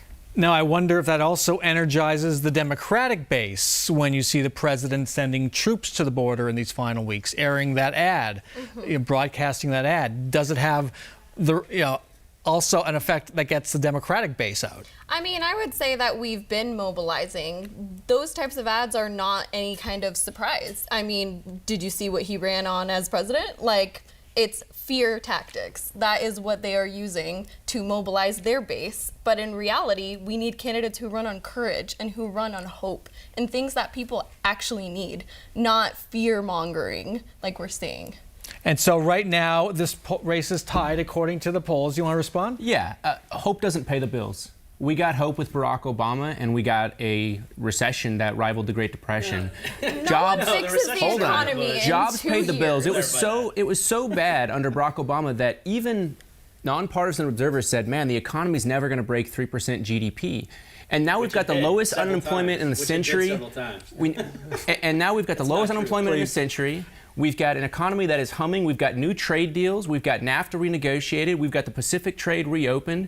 We've got countries coming back to the table who we were being told they were going to stomp the U.S. economy for decades to come. This has been a phenomenal job, and you don't run a country on hope and change. You run a country on a strong economy, a strong national defense, and strong trade deals. Attacking people. Let's backtrack here. George Bush left this country in shambles. Okay, let me finish. He finished. Okay. No, he started. Let me finish. Let's go back to Carter. Okay, what's this? You want statute of limitations here? Let's yeah. Barack Obama turned the economy around. It grew. It didn't grow as fast as it's growing right now because he came out of a recession, the biggest recession that was ever seen in this country since the Great Depression. He turned it around. Talking about GDP, saying it never hit 3% is not true. He turned this economy around. There's no doubt about that. There's no way you can argue against that fact. And quite frankly, not much has been done by Donald Trump. He hasn't done much legislatively. He's actually enacted tariffs. They're actually hurting a lot of industries now, including farmers throughout the Midwest and steel. There's a lot of things that are about to come down the pike here. We're riding the economy that was built in the last couple of years of Obama. So let's just clarify. You're saying the same thing you've been saying for 2 years. It's about to drop. The other shoe's about to drop. The economy's about to tank. I'm sorry. This is a fantastic economy. It's great for the everyday American. I don't disagree on that. Let's talk about where we are right now. Okay. Let's talk about where we are right now, because we could go back and litigate past presidents over 200 years. But where we are right now is an economy that is booming. that we are hitting 4%. Wages are up. Unemployment is at record lows. Things are better. That is hope. That does give hope. But you have to talk sometimes about the things that are wrong, that do need to change. And villainizing people goes both ways. You can say he's villainizing people, but then you villainize the people who support him.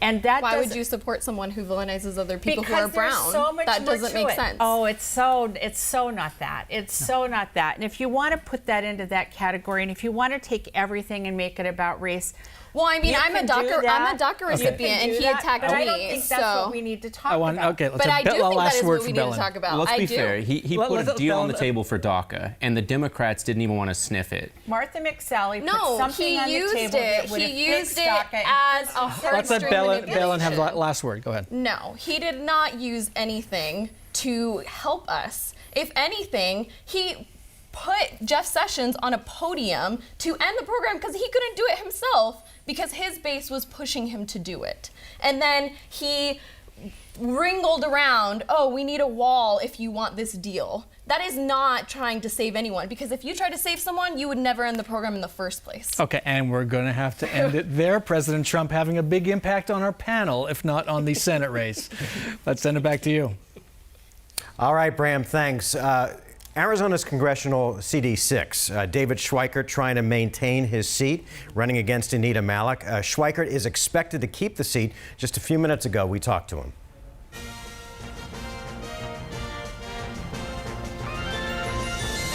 Thank you so much for joining us. You are looking for a 5th term in the 6th Congressional District. Yes. How hopeful are you feeling against your challenger, Anita Malik?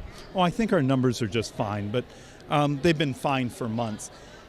In many ways, it's less about our race. In some ways, we have a great interest in what's happening across the country. Will we be able to continue the pro-economic growth and opportunity policies, or will that opportunity be taken away from us? If you are reelected, top 3 priorities. And it's even more than just 3. But one, it may sound a little esoteric, but incredibly important. I have this passion for something called retirement security. We have 74 million baby boomers who are beginning to retire, and many do not have the resources, a lot of the structures financially. So this is going to be a huge weight on our society. We need to get right. And being on Ways and Means Committee gives you an opportunity to work on everything from tax to Medicare policy. What are you worried at all tonight in light of some of the campaign finance scandals that have come up? No. I mean, what you will find is all up and down. The world is complex, and you're constantly trying to just make sure you get your, shall we say, your T's crossed and your I's dotted. All right. Well, thank you so much for joining us. I know you are here also celebrating your anniversary. Yes. And your little girl, Olivia. Thank you so much for being so patient and so good. Now, can you believe she is the best 3-year-old ever? Can you say hi? Hi. Hi. So, she is a beauty. Thank you. Thank you so much to the both of you. Thank you. All right, she is adorable indeed. All right, we're going to send it up now to our voter panel who is standing by with Ryan Cody and check in on what they're discussing right now. It's been great out here, up here for a little bit. We've been having a heated discussion, and maybe I stirred the pot a little bit more than I probably should have. I'm sorry about that, guys. Luckily, that wasn't on television. So, but we were talking about people voting based solely on party or voting based on the policies, because we've had a lot of, as you know, if you were with us earlier, we have many Democrats and Republicans sitting amongst each other, having semi-civil discussions. And I want to start with Matt as we go around the table here. We've seen this a lot with people will just vote based on their party. The policies do not necessarily matter. Is that something that you've seen, and what is your opinion on how that's evolved over the years? Yeah, I think anecdotally you see that a lot. You still see a lot of straight ticket voters. I don't think that's as prevalent today. I think we may see some of that in today's election, given its unique nature. But I think what we're really seeing at this point is a referendum on moderation. I think both parties have an issue right now with the bipolar nature. You have on the right, you have the Midwest far right voters. You have the traditional conservatives and the Republican Party. To succeed in the next 2 years, they need to bring that together. Conversely, on the Democratic side, you have far-left liberals and the more moderate Democrats. They need to bring that together to succeed. So policy may not be such a big issue. Okay.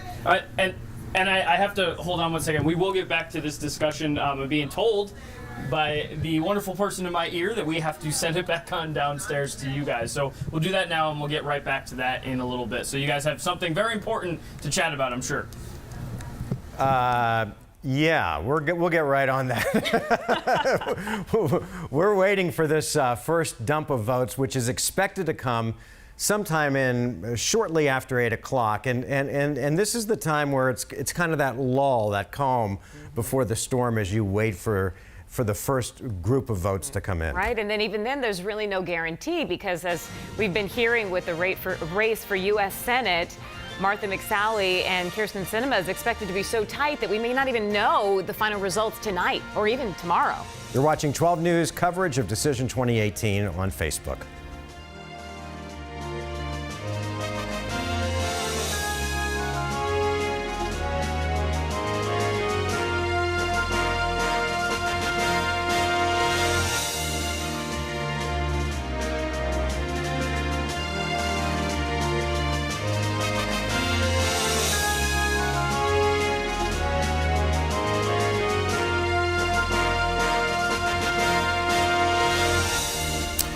All right, welcome everyone to 12 News coverage of our local races here. We'll get you back to network coverage nationally in just a few minutes with Lester Holt and his crew in New York. But we wanted to get you caught up on what's happening here as we await the first group of voting results to come down here in Arizona. That's right. The polls closed at 7 o'clock, so almost an hour ago, and we're expecting for some of those results to start coming in about 4 minutes or so. And once those results do start to come in, we have our political insiders. They are standing by, getting ready to give us analysis on what they're seeing. And they join us now with Bram Resnick. Hey, Bram. Hey, so we're going to get those results, I don't know, the next 15, 20 minutes or so.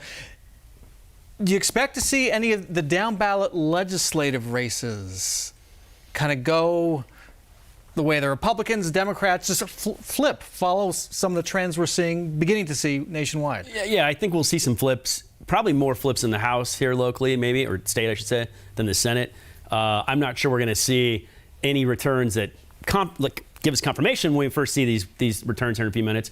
But I think we're going to see those numbers start to flip. I think it's going to be because of independent voters, because of young voters, and because of female voters. You're going to see some of these seats change hands. And do you expect on the Senate race, do you expect to see anything decisive in this first dump of votes, either for Sinema or McSally? Not in the first dump of votes, no. I mean, everything is telling us it's going to be very close. And there's so many votes that have come in today. We probably will not know for a while. How about Congress? Any members of Congress, Republicans, whose seats might be in jeopardy right now here in Arizona? Incumbents? Incumbents.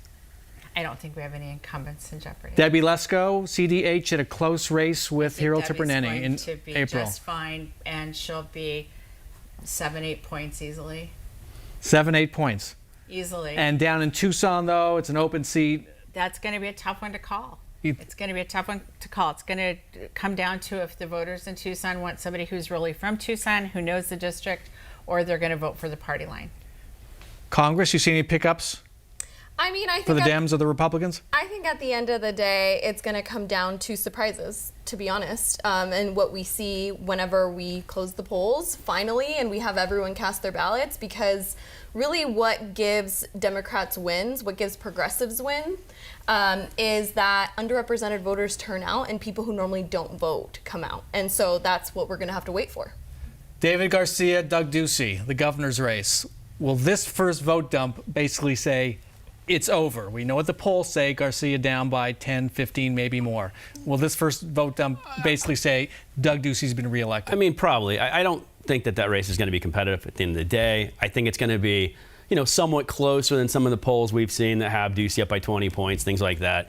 But unfortunately, I don't think that race is going to be close. I think it's probably the only statewide race that's not going to be close. All right, going to end it there. That could be the first race that's declared for a winner come the 8 o'clock hour. Let's send it back to you. All right, Bram, thank you. So we'll await those first vote dumps, as they call them. here coming up in a few minutes, and we hope to have another cut-in for you as soon as we get those numbers in. Another thing that I think it'll be interesting to watch as the evening unfolds is the Hispanic vote here in Arizona. There was a major push to get Hispanics out, whether they were bused there or whatever it would take to get Hispanics to the polls. And so I'm anxious to see when we get this first wave of results in, if we can break it down that way, if Democrats especially have been successful at getting Hispanics to the polls. Right, and then those young voters as well, as Yep. we've seen out at ASU campus today. Well, thanks everyone for joining us for our local coverage. We will see you in just a few minutes.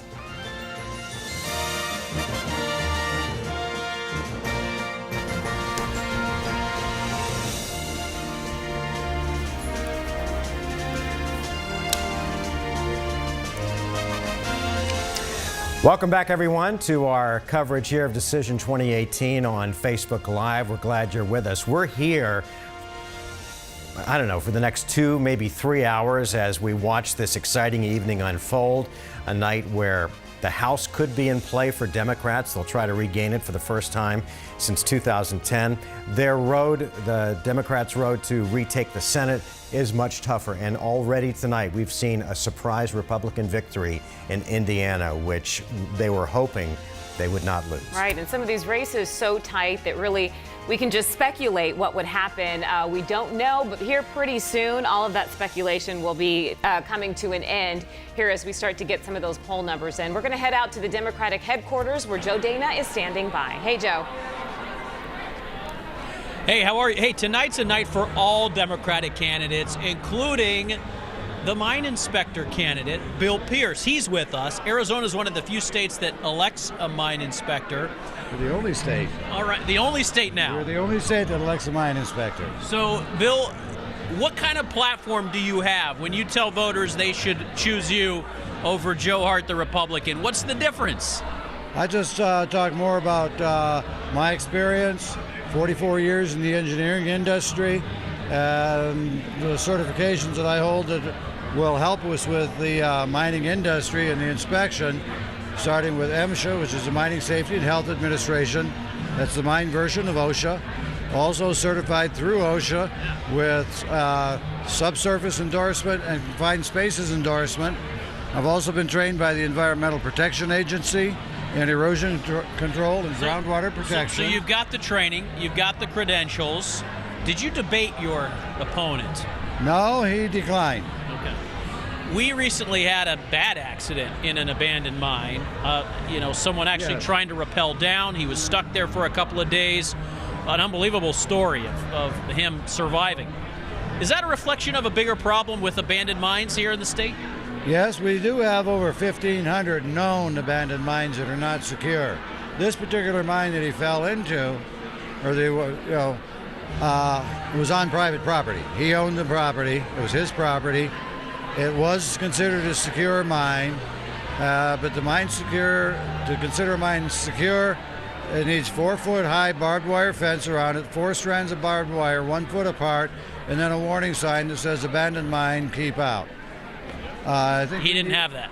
That had that, but it was his own property. It was on his own property, and apparently he likes to explore abandoned mines.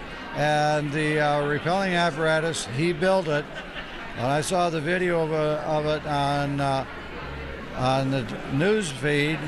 I thought, Okay, so here's the question: are you pro private mine exploring, or are you against it if it's his own property?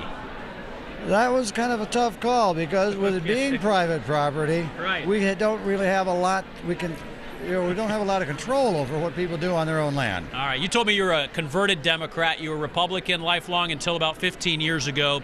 Now you're hoping to ride this Democrat wave, I assume. Yeah, well, my wife told me that, because she's been a lifelong Democrat, and when we got together, and she made the comment that I'm the most liberal Republican she ever met. And actually, the way I look at it, the Republican Party left me, I didn't leave them. So you thought it was a time for a change? Well, Bill Pierce is hoping that the state changes over to a Democrat mine inspector. Good luck tonight, sir. Thank you. All right, we appreciate your time. Thank you. All right, guys, everyone's excited. Yeah, we can hear it. We can hear it, Joe. And of course, that seat of mine inspector is very unique. It is the only title of its kind on a ballot across the entire country. So very special and unique to Arizona. It's an Arizona thing. Yeah. It brings us, I love unique political aspects, and this is definitely one for our state of Arizona. Of course, when you talk about something that has gone mainstream, social media. Yeah. It plays a huge part in the weeks and months leading up to an election, and certainly it's playing a big role tonight, and that's why I'm so happy we have Rachel Cole standing by, kind of keeping an eye on social media for us. The social media rage is nothing like the uproar we're hearing from the Democratic headquarters and the Republican headquarters as the votes start to trickle in. But we did want to show you some of these, obviously, earlier today. Governor Ducey out voting, just voted. Get out there, make your voices heard, as everybody was doing before 7 o'clock tonight, although the people still in line get a chance to vote because they were in line before 7 o'clock. So stay in line. I know we've seen a lot of that. Clock is ticking. Vote today. No excuses. A lot of pride on social media. People showcasing those I voted stickers or I voted early. I know Ryan Cody joked that he didn't get a sticker in his mail-in ballot, so we'll get him a sticker. He's upstairs right now. This is a really good one. This has been circulating quite a bit. Obviously, be the change you want to see in the world. A Gandhi quote, one of the most infamous, but this crossed out, vote the change that you want to see. So guys, we'll keep track of social media for you and bring you more throughout our coverage. All right, thanks so much, Rachel. We're going to head out to Adrian Fontes. He is Maricopa County reporter, and he's been keeping us updated on how things are going at the polls. Let's listen in. Ballots that are going to come in for reporting. The ballots that were cast today and tabulated in those tabulators, those results will come in as the evening goes on. Again, as you might have heard me a minute ago, I want to answer any questions that you guys have today. But before I do that, I want to take a moment of personal indulgence and thank my family for sticking with me through this last several months. I want to thank my team, particularly Keely Varvel, my chief of staff, who has just been crushing it over the last several months and particularly the last several weeks, and all of the rest of my team who've been out there and who are still working, by the way. We're going to probably be here till about 3 or 4 o'clock in the morning to get everything processed. So I'll take any questions that folks might have right now. I think, Jason, did you have anything? What can we expect with the results? You said they're coming a little slowly. All right, that's Maricopa County recorder Adrian Fontes giving an update on things so far so good. I mean, you know, considering the past here in Arizona, things have gone pretty smoothly today on a huge voter turnout day all across the state. Of course, Arizona is probably a microcosm of the country where voter turnout has been huge. Yeah, and it is now 8:07, and we are now starting to get in some of the first numbers from the polls. And so we're going to take a look at this graphic here. We're seeing it for the very first time. This is the U.S. Senate race here in Arizona. Martha McSally, Republican, against Kirsten Sinema on the Democratic side. And right now we have Martha McSally bringing in 60% of the vote. But again, if you look at the top of this graphic here, only 1% of the precincts are currently reporting. All right, so just 1%. So don't go to bed if you're going to bed early tonight thinking that Martha McSally has necessarily won the race, but she's out to an early lead. Governor Doug Ducey, no surprises here. He was expected to win. He's always been polling ahead of his main challenger, David Garcia, and with 1% of the polls reporting, that is certainly what we're seeing. All right, let's head over to U.S. House District 1.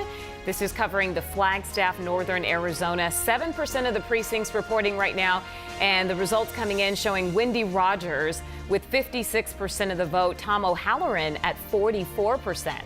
All right, nothing coming in yet on CD2, Ann Kirkpatrick versus Leah Marquez Peterson.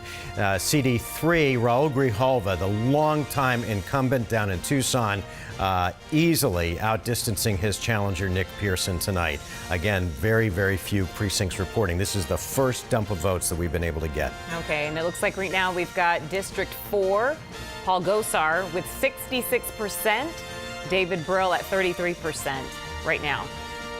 In CD5, Andy Biggs and Joan Green. No results yet on that one. CD6, Anita Malik and David Schweikert. We just had David Schweikert on the air just a few minutes ago. Again, nothing coming in. Again, this is the first number of votes that we've had coming in. Right, and we're seeing these results live with you as they come in. Again, very early on.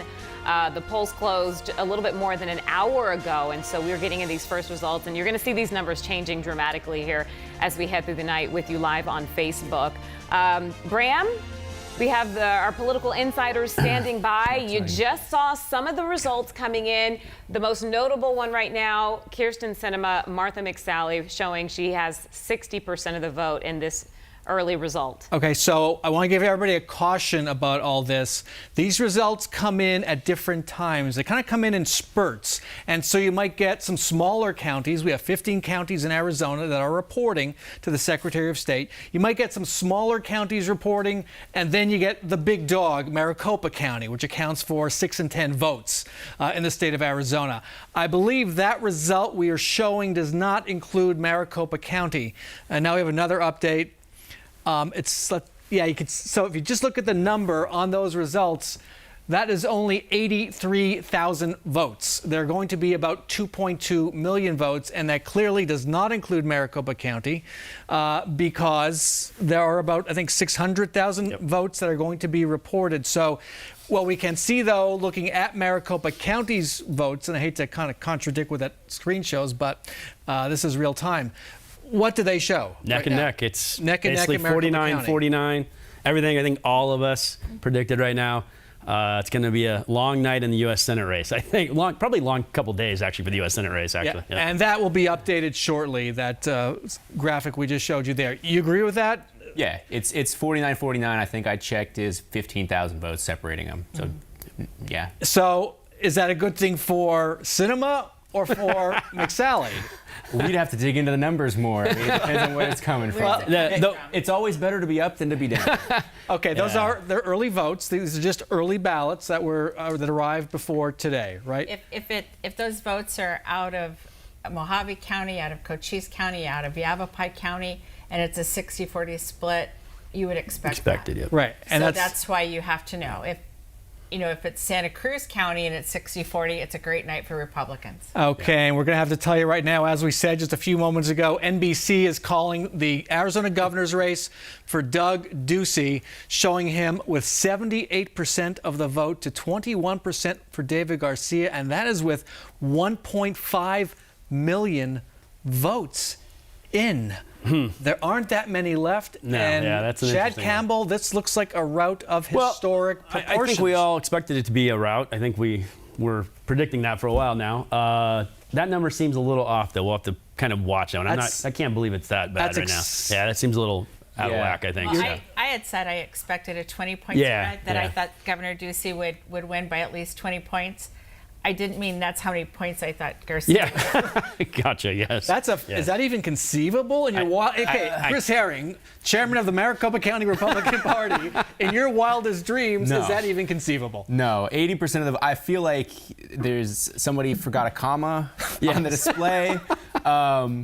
That would be an unbelievable result. It means even the majority of Democrats that voted for Ducey, if that's accurate. I can't see that being the right number. So and that, again, what I said before, that's 1.5 million reporting. Yeah, is that so I'm even not sure. I don't know where that's coming from. Yeah, I think that number, that's too early to have a high number, I think. We'll have to confirm. We'll have to confirm. Yeah. The panel's going to hold off on that prediction. We like it. We'll take it. Well, you guys like it. We don't like it so much. You guys like it. I'm sure you will, but I want to talk about the significance of Maricopa County. 6 in 10 votes in this state, in this election, will come from there.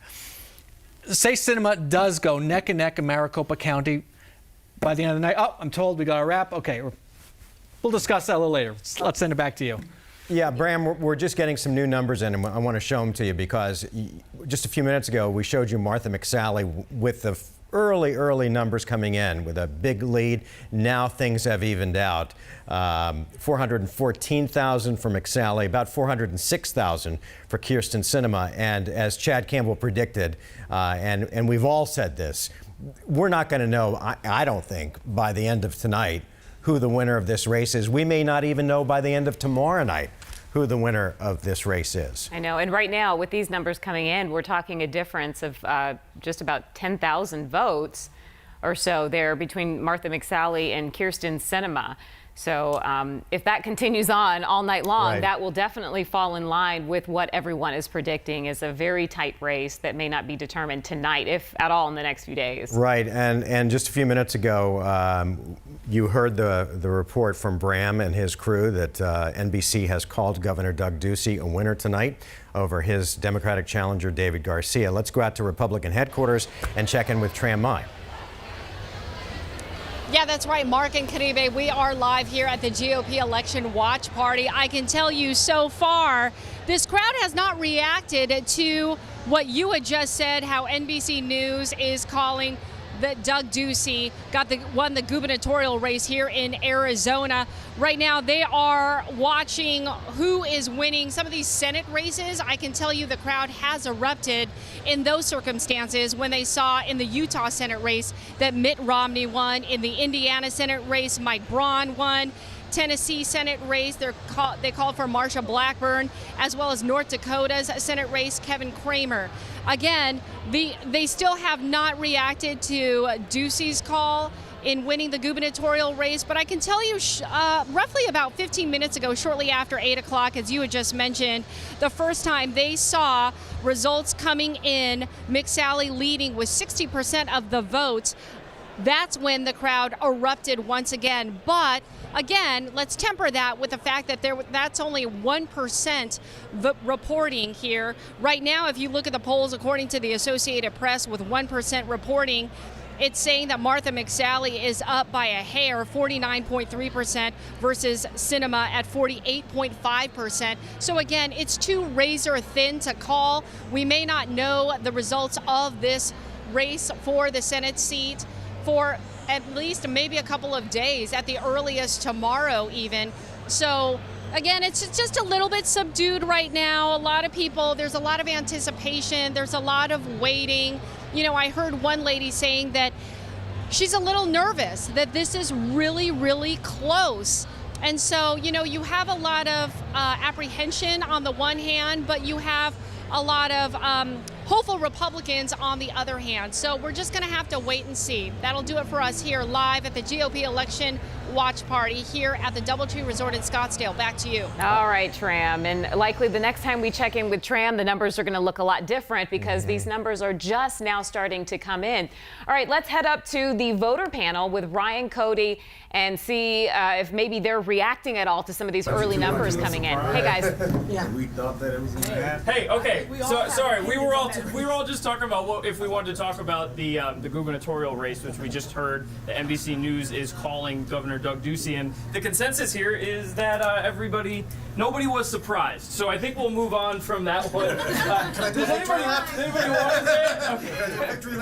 All right. So what we were talking about and really brought up a heated discussion is about how nowadays it seems like, to a lot of us anyway here, and maybe it's different for folks on the outside, people are just voting with their party, not even blindly, not caring about the issues. And we already started this with Matt earlier, so I want to hand the microphone over to Eric. And the idea of this, are you seeing this more now than ever before, or is this something that's always been around?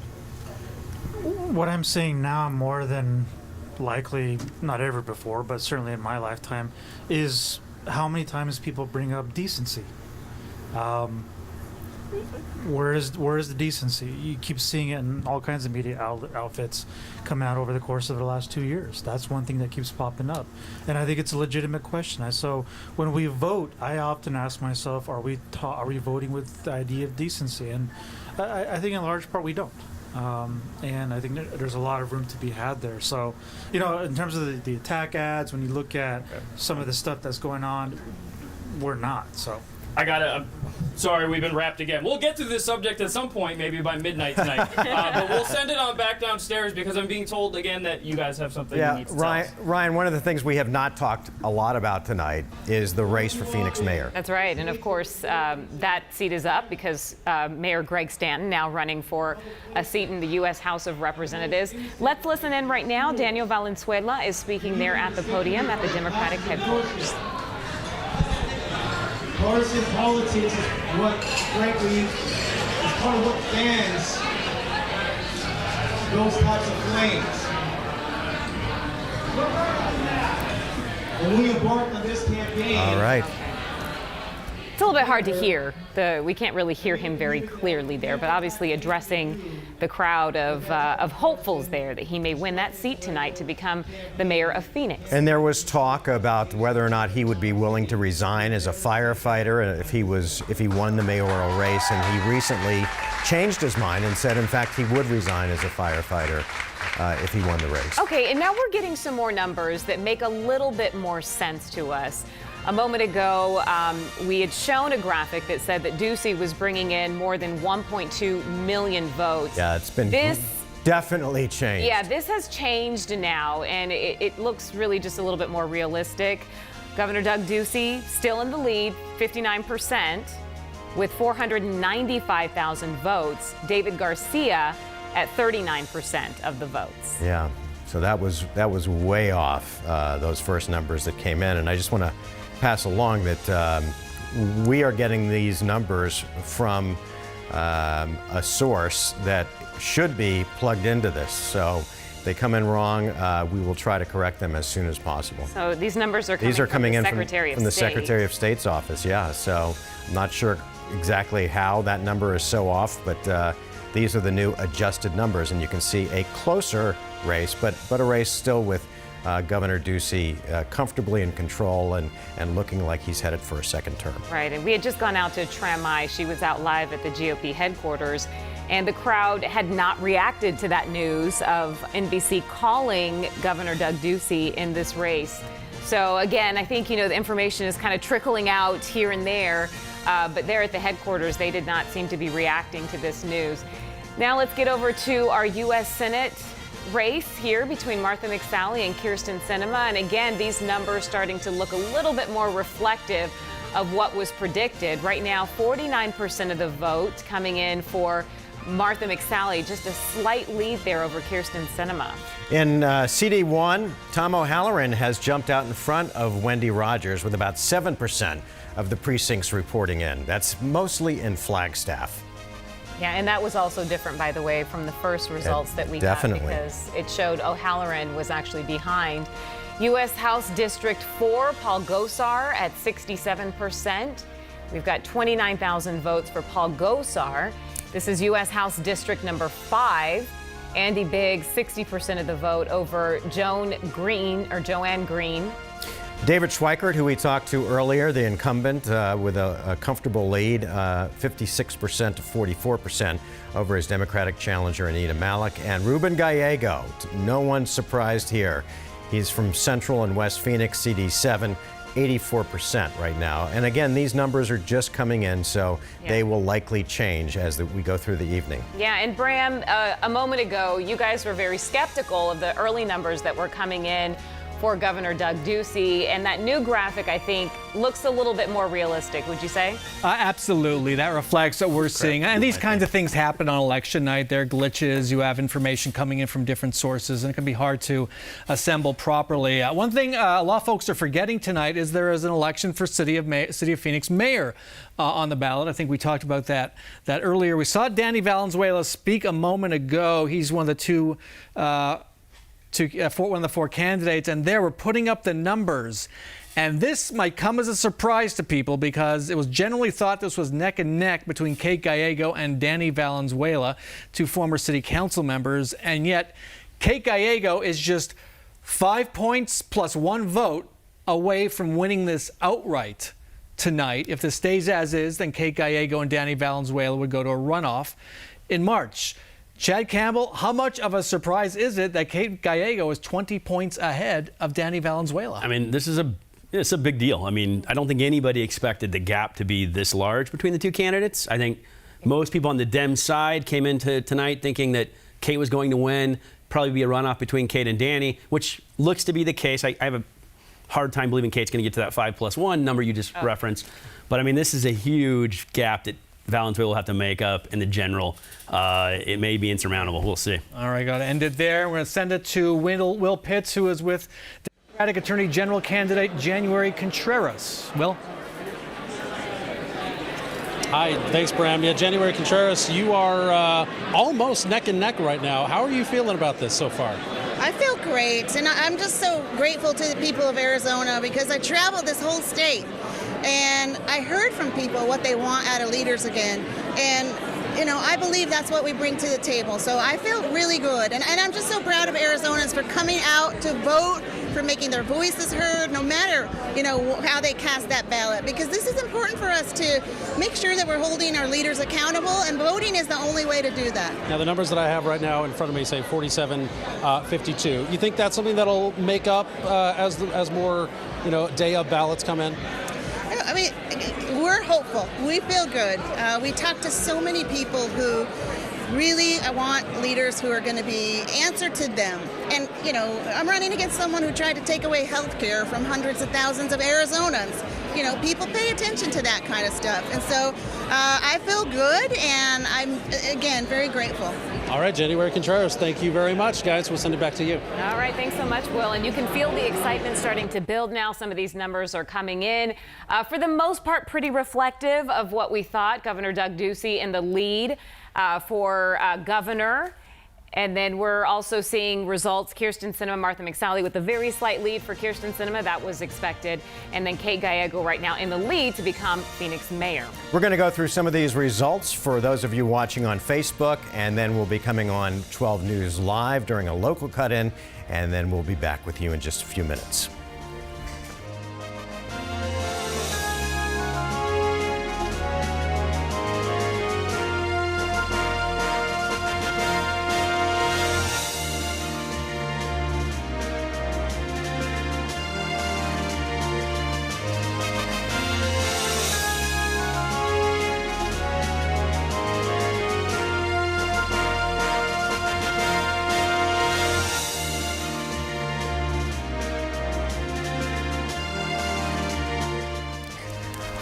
Welcome to 12 News local coverage, everyone. We'll get you back to the network in just a few minutes. You will not miss a second of national coverage with Lester Holt and company, but we wanted to get you caught up on some local races and results. Yeah, that's right. We've got live numbers that are coming in right now. Let's get started first with Arizona Governor Doug Ducey seeking re-election, 57% of the vote.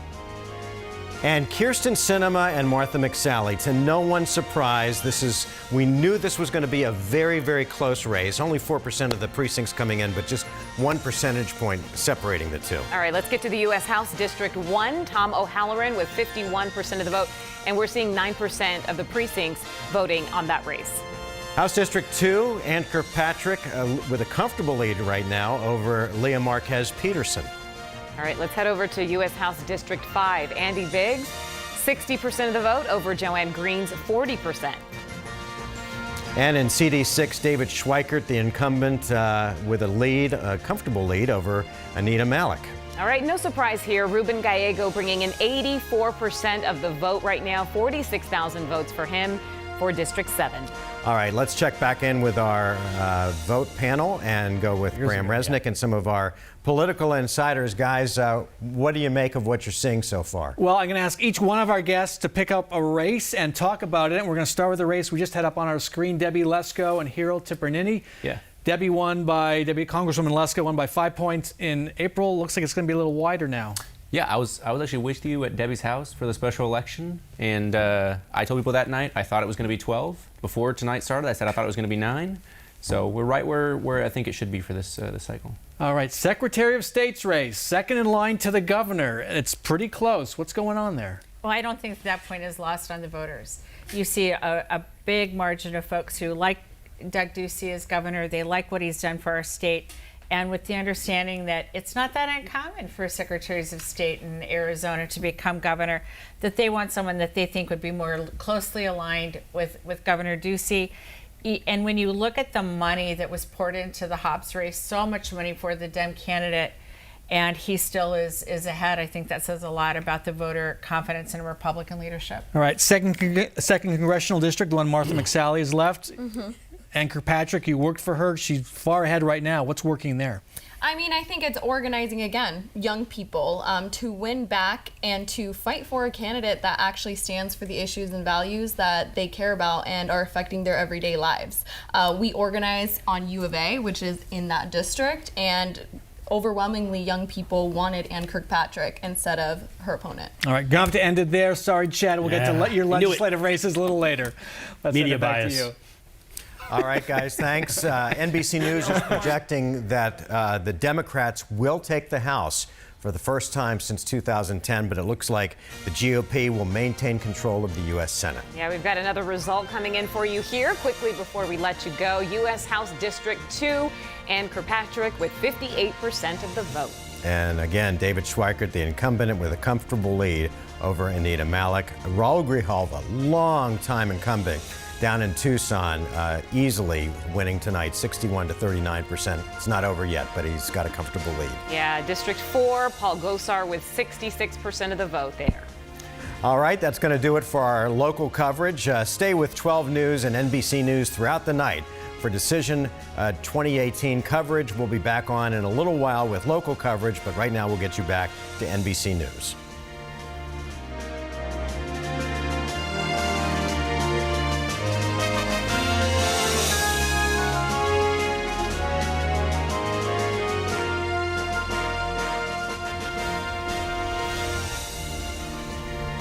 Welcome back, everyone, to 12 News Facebook Live coverage of Decision 2018, where we're really hyper-focused on the local races all across Arizona. Yes, and we're already starting to see some of the numbers come in. This is the race for Phoenix Mayor Kate Gallego right now in the lead with 45% of the vote. And look at this. It has bounced back and forth, and right now, 49%.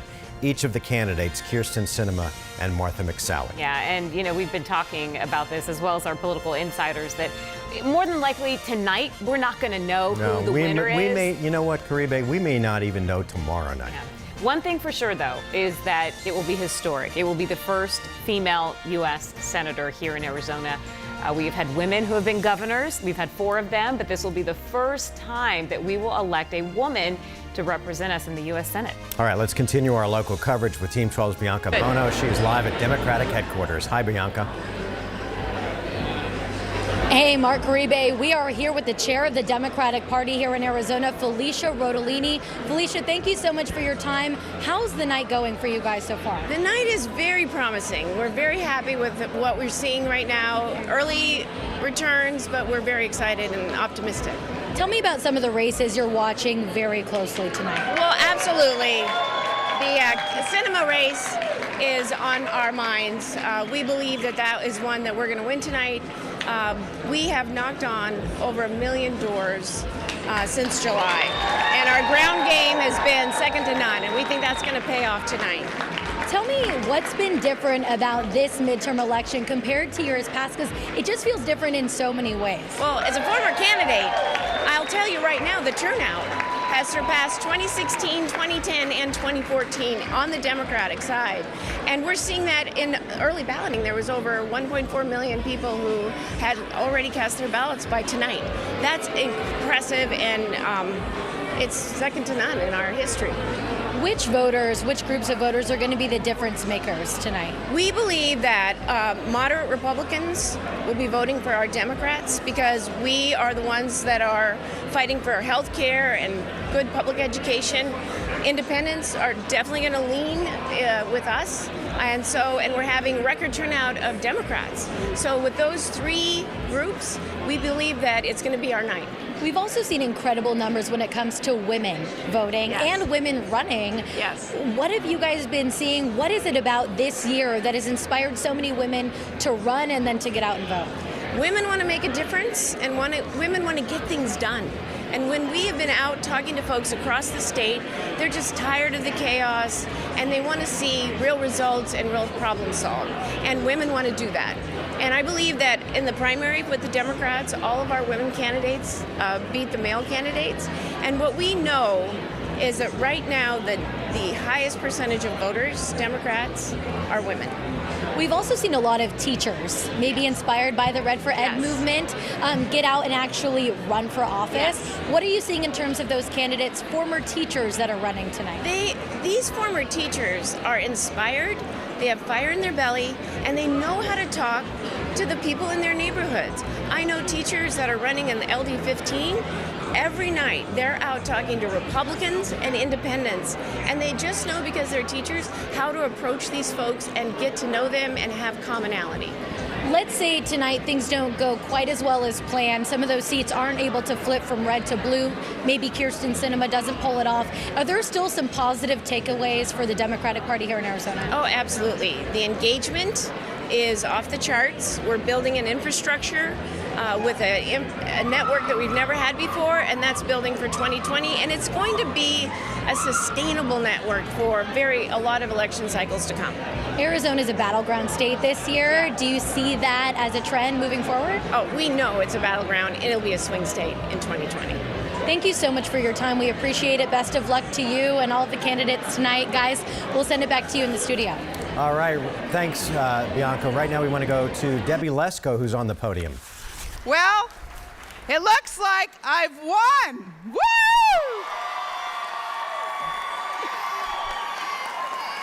This is my 4th election that I've won in 1 year. 4th election. Woo! First of all, I want to thank God. God gives us everything, and He is good. Second of all, I want to thank my family. My husband, Joe, my daughter, Samantha, her husband, Brandon, my nephew, Michael, and my kids at home, Joey and Jared. I couldn't do it without my family. And I want to thank the voters of Congressional District 8. Thank you for believing in me. Thank you for giving me this great opportunity to serve in the United States Congress. And then I certainly want to thank all of the volunteers, each and every one of you that has made phone calls, gone door knocking, done all different types of things for my campaign all year long. It's been a race, but we got it done.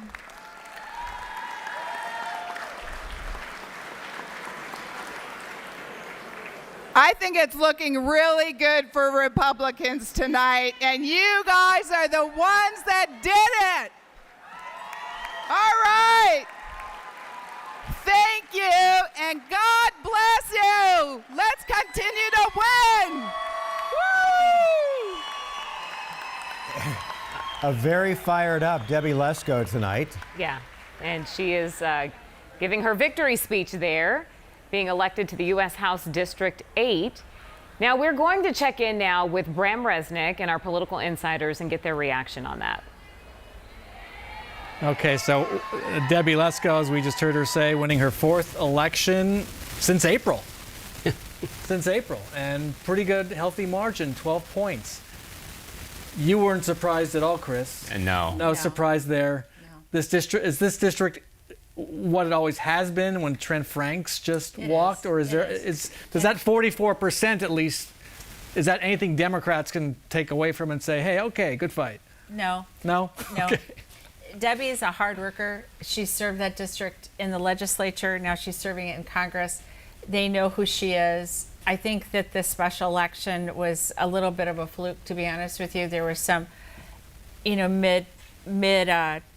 short range voting, not a long time to get the message out. People weren't really sure. There was some misunderstanding on some Medicare issues in there that I think moved some of the voters toward the Democrat. But no, I think Debbie's in, and she's in to stay for as long as she wants that seat. And I wouldn't be surprised. I haven't seen, final campaign finance, but I wouldn't be surprised if she got outspent. And there's actually several races in CD8 down ballot where Republicans got outspent, and they're still going to win. So there's a lot of resources thrown by Democrats in CD8. And there's a legislative race in there, a Senate race, state Senate race in that district. Kathy Kinect, an independent member of the Peoria School Board, against Republican Senator Rick Gray. She's in that district, has run a hard race. How's that looking right now? She's down a few thousand votes, so that's probably not a good sign for her. In a legislative race, a few thousand votes can be a big gap, depending on how many votes have been reported. But I think, again, as we talked about early on, some of these legislative races are trending towards a flip. I think we're going to be monitoring these closely tonight. I think that's where some surprises are going to happen over the next few hours. All right, let's leave it there. We're going to go to our Adam Bagney now. He is live with Congresswoman Debbie Lesko. Adam? Yeah, Congresswoman Lesko is here with us live. Hey, Congresswoman, we're live here on 12 News. How are you feeling about the race? I'm feeling great. I think we're going to win. It's looking really good. I think we've won. Yeah. And so I'm very thankful to the voters and very thankful to God for giving me this opportunity. You were a heavy favorite. How do you run a campaign when you are a heavy favorite? Do you do anything different, or do you just never take it for granted? I never take anything for granted. All day today I was going to the polls from one side of my district to the other side of my district. I have run 4 elections, won 4 elections in less than 1 year this year, and it's been a total sprint. I don't let off of the gas. I just keep going. What's going to be different, if anything, for you in this next term? Do you have a different priority that perhaps you haven't gotten to yet that you want to pursue now? You know, I want to continue to help my constituents. That's actually my #1 priority, is to help them when they're in need, whether it's Social Security issues, Medicare issues, IRS issues. We help dozens of people, and I love doing it. It's so rewarding. But I really think we really need to get to fixing immigration. This is a huge problem. You can see from the caravan coming up here. I support building the wall, and I support immigration reform that close some of these loopholes. This is important for our country. President Trump has obviously made that a big issue going into this election. Do you think that's fueled a lot of Republican voters? Do you think, is that one of the top issues when they talk to you? I do. Illegal immigration has been one of the top issues in my district for years. I served in the 9 years in the Arizona House and Senate. It's always been the top district in my neck of the woods. And people just want to be safe, and they want to know who's coming across the border. They want legal immigrants to come here. They're compassionate people, but we can't have thousands of people crossing our border. You know, more and more people are talking about how there needs to be more civility in Washington. What's your thoughts on that, and what are some issues that you think perhaps you can work with the other side on, work with Democrats on? Oh, I've already worked with Democrats in the short time that I've been there. In fact, I have a border security and ports of entry security legislation that passed with bipartisan support out of the House already. I make a point of talking with both Republicans and Democrats on the floor because it's all about relationships, building relationships to get things done. And I think big issues, whether it's health reform, immigration reform, really needs both sides to come together. You know, for all of our tens of thousands of viewers at home that aren't here, what's it like here? Oh, it's awesome. It's awesome. People are really revved up. It's been a good night for Republicans so far. I'm looking forward to more wins. Congratulations. Good talking to you. Thank you. Thanks so much, Debbie Lesko, joining us here live on 12 News, guys. She says she's the winner. Back to you. All right. Boy, I don't think I've heard screaming like that in a long time. I know, right? And it's her 4th term, you know? You would think that after a while it would get old, right? But she said she never takes it for granted. So congratulations to her tonight. All right, let's send it over to Rachel Cole. She is standing by monitoring all of the activity that's going on social media, and it's been pretty crazy. I'm waiting for some fresh tweets from some of these projected winners and winners out there. You know, we want to see some of that, but obviously they're busy reveling in their victories, and that's fine. We expect to see more of those rolling in our continuing coverage tonight here on 12 News, but we want to take a look at social media. We like this one by Mommy Lobby here. Hats off to all the people willing to run for any office. I know some of you sitting at home are thinking, why do these people even want to do this in the first place? But really, it's seldom easy, often thankless, and really hard on families. I think we all know that, and a family taking it a little bit harder this year. The McCains. This is something Meghan McCain tweeted out. This is actually Meghan. Her dad showing her off November 6, 1984, 15 days after she was born. My first election day of my life without you. Miss you so much today, Dad. And it goes on. Obviously, the sentiments there for the McCain family. And let's check what else is going on Twitter. We had these middle schoolers out earlier today saying, in short, I can't vote, but you can. A lot of encouragement, a lot of pride around our state today with people saying, I voted right here. John says, clock is ticking. This was obviously earlier today before 7 o'clock when those polls closed. The results now trickling in. Even teams getting in on the spirit. Michigan fans, do what the band is telling you to do. Look at that. How's that for a formation? This has been an extremely motivating year for everybody to get out and share their voice and exercise their civic duty. So we've had a lot of stuff come through. I know we liked this one. This is an award-winning actress. You might remember her from the lip reader Seinfeld. She says, "I voted. My daughter and I proudly exercise our right to vote." So some good stuff on social media, and we'll keep tracking those trends for you right here as we continue our coverage on 12 News. Guys. So lots of celebrities chiming in too. We saw Reese Witherspoon earlier. We saw Beyonce kind of letting everyone know who she'd voted for. So lots of excitement around this. And it's interesting you bring up the star power, because the stars have really been sending out the message, get out the vote to millennials. And we have seen that today all over the country, including out at ASU in Tempe, where there were huge lines throughout the day to cast votes. A lot of these millennials, Nicole Zymek, voting for the first time. That's right, Mark. And just right now, things have really officially wound down, because the last person in line, a guy named Noe, just walked in to cast his vote. But let me tell you, it has been a crazy day of long lines here. This is where you can actually cast your vote. The line here throughout the entire day, and we came here around 11 o'clock, stretched around this entire lawn, around the courtyard, and wrapped around the buildings behind here. The wait times were on average anywhere from 2 hours to 3 hours. Now, the county recorder's office did send more of these ballot boxes, and they actually set them up outside to help with the flow of all of these young voters. But even that didn't do much to alleviate the lines when we were in the height of this.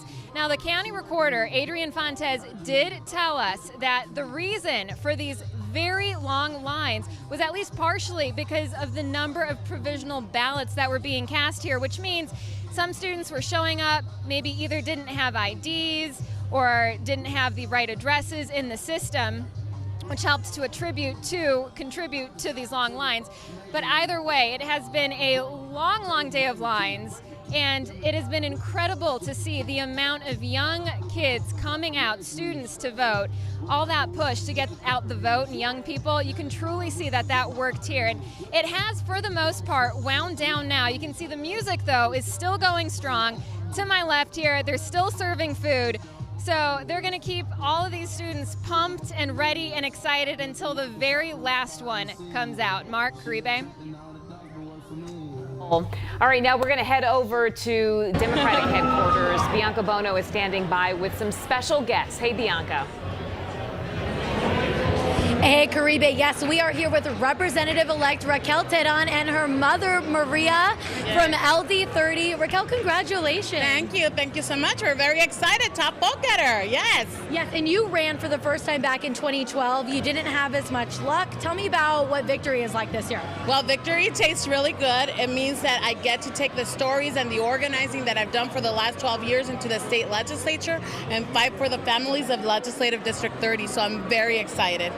For those that don't know, talk a little bit about the issues that are primarily focused on in LD30. Absolutely. As we knocked on doors, because our campaign knocked on more than 50,000 doors, we heard that my future constituents, their issues are education, health care for all, making sure that we keep families together, and the economy. The median income in our district is $29,000. So that is very critical to our district. So we're going to make sure that those stories and those are the issues that are moved forward in the state legislature. Now, your district was blue in the past. It's going to stay blue. Talk to me a little bit about what you're watching closely across the state, because that's not the case elsewhere. Absolutely. Well, we're seeing that Latinos and youth are coming out to vote. I have been, for the last 12 years, ensuring that Latinos, youth, and women participate in the decision-making process. And what we're seeing across the state is that there was that participation. Latinos came out and voted in record numbers. Youth are voting in record numbers. We, of course, need to continue to work on that for 2020, but we're seeing some glimpses of hope. We're going to probably see a good result of that in the U.S. Senate race and other races, hopefully. We were just talking about 10 minutes ago with the chair of the Democratic Party in Arizona, talking about the importance of women in this election, not just voters, but women like yourself who are running for office. What do you think inspired so many women to be a part of this election? Nobody knows our stories like women. You know, my campaign was led by a woman of color. I'm a woman of color. Most of our volunteers were women of color, and that was something that resonated with voters. And I think it's really important that we continue to engage women to make sure that we change the face of Arizona. I have to ask Mom a question. Mom, what does this night mean to you? This is mean a lot for me. I'm very happy for my daughter, and it's a lot of work that she does. Well, congratulations to you guys. Thank you so much for your time. We really appreciate it. Guys, we'll send it back over to you. Hey, Bianca, thanks so much. Great to see mother and daughter there at the voting turnout party that they're having at Democratic headquarters. I want to go to Bram Resnick now and his poll of political insiders. And Bram, we really haven't talked about the props, and a lot of times voters see these props on their ballots and it just doesn't make any sense at all. But there are two very contentious props this time around. 127, which is the clean energy prop, and 305, all about the ESAs. Are we going to burn? Well, sorry, before we get to that, we're going to go to Tram Mai, who's with Mark Brnovich, the Attorney General. Tram? Yeah, thank you, Bram. We'll take it from here. Yes, we have Attorney General Mark Brnovich running against January Contreras here. The crowd is going wild. They're watching one of the news outlets right now, holding up the Doug Ducey signs. But I want to talk to you. Thank you so much for joining us. Obviously, you are looking for a second term. The race has not been called yet for Attorney General. Are you confident tonight? Yeah, I'm feeling very confident. I think that although there was an onslaught of negative ads attacking me, I think most Arizona voters will see that it's the garbage that it is, and they don't want a California billionaire owning the Attorney General's office. Let's talk about some of those negative ads. There were some ads obviously linking you to APS. What do you have to say about that? They're garbage. I mean, you know, logically you can't prove a negative, but I mean, I think my record speaks for itself. I mean, there's a reason why the firefighters, the police associations, you know, the Federation of Independent Businesses, I mean, even the Arizona Republic endorsed me. You know, I've been vetted, I've had security clearances, I've been a gang prosecutor, and what happened was you had a far left Tom Steyer, California billionaire, that basically wanted to buy an AG's office. So, you know, whatever, he made some stuff up, and like I said, I think the Arizona voters saw through it.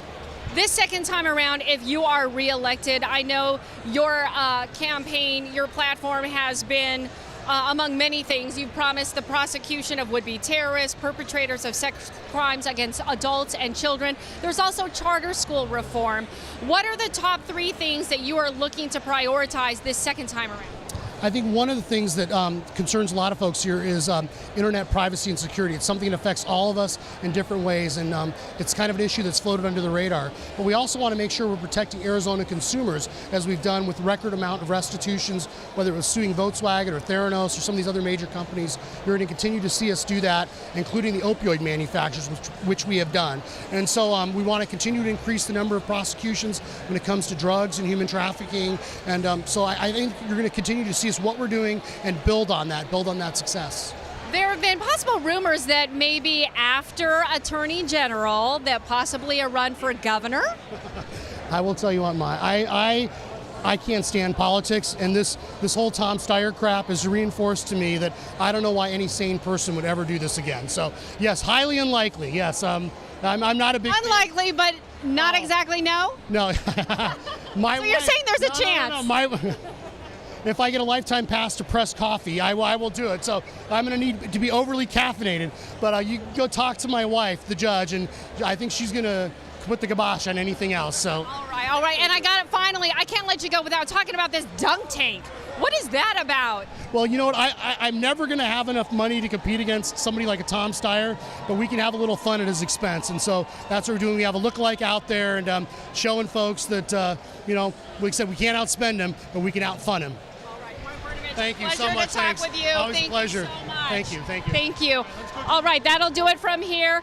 Lots of Doug Ducey signs coming up in about, I would say, less than 10 minutes or so. We are hearing that Doug Ducey will be taking the stage. So obviously the crowd is riled up. They are very excited to hear Doug Ducey take the stage, and as soon as he does, we will bring it to you live. We're here live at the DoubleTree Resort in Scottsdale. Back to you guys.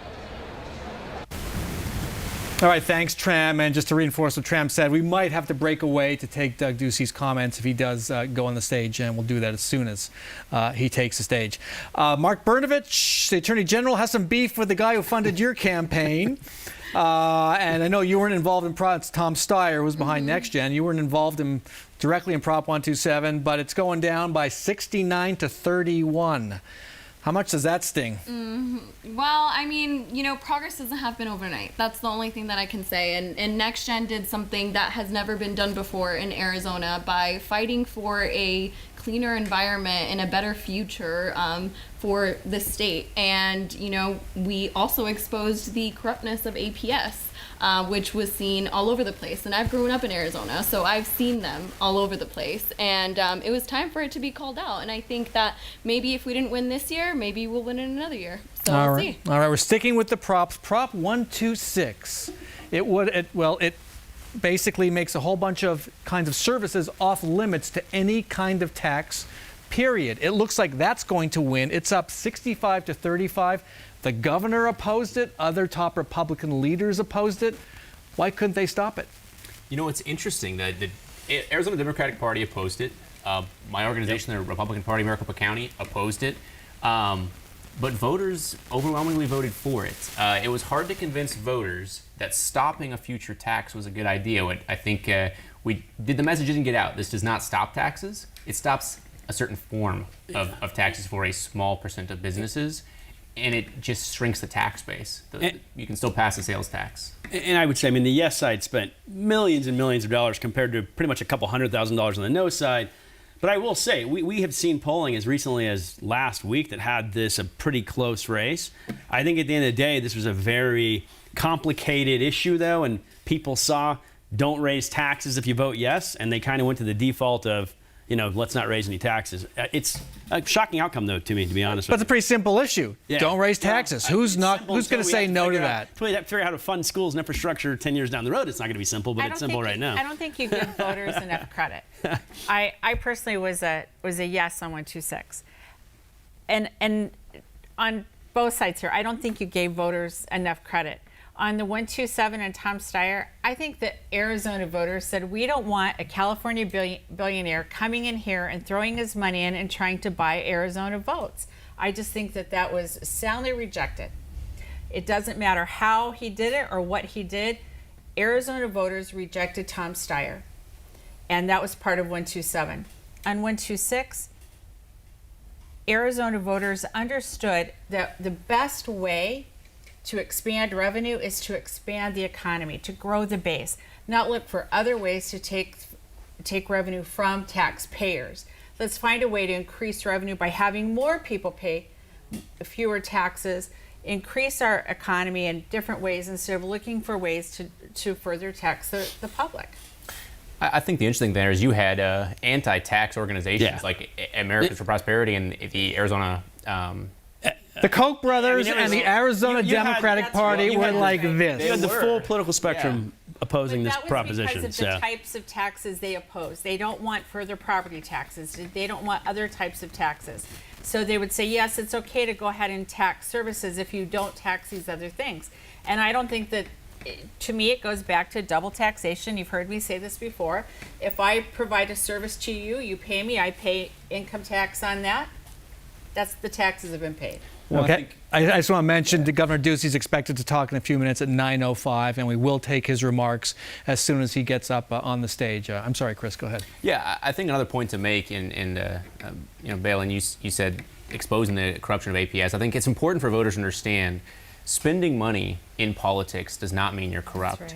Right. APS had a $2 million budget for the election. Tom Steyer spent $30 million in Arizona. He's not an angel for spending $30 million, and APS isn't corrupt for spending $2. So they are corrupt for lying, though.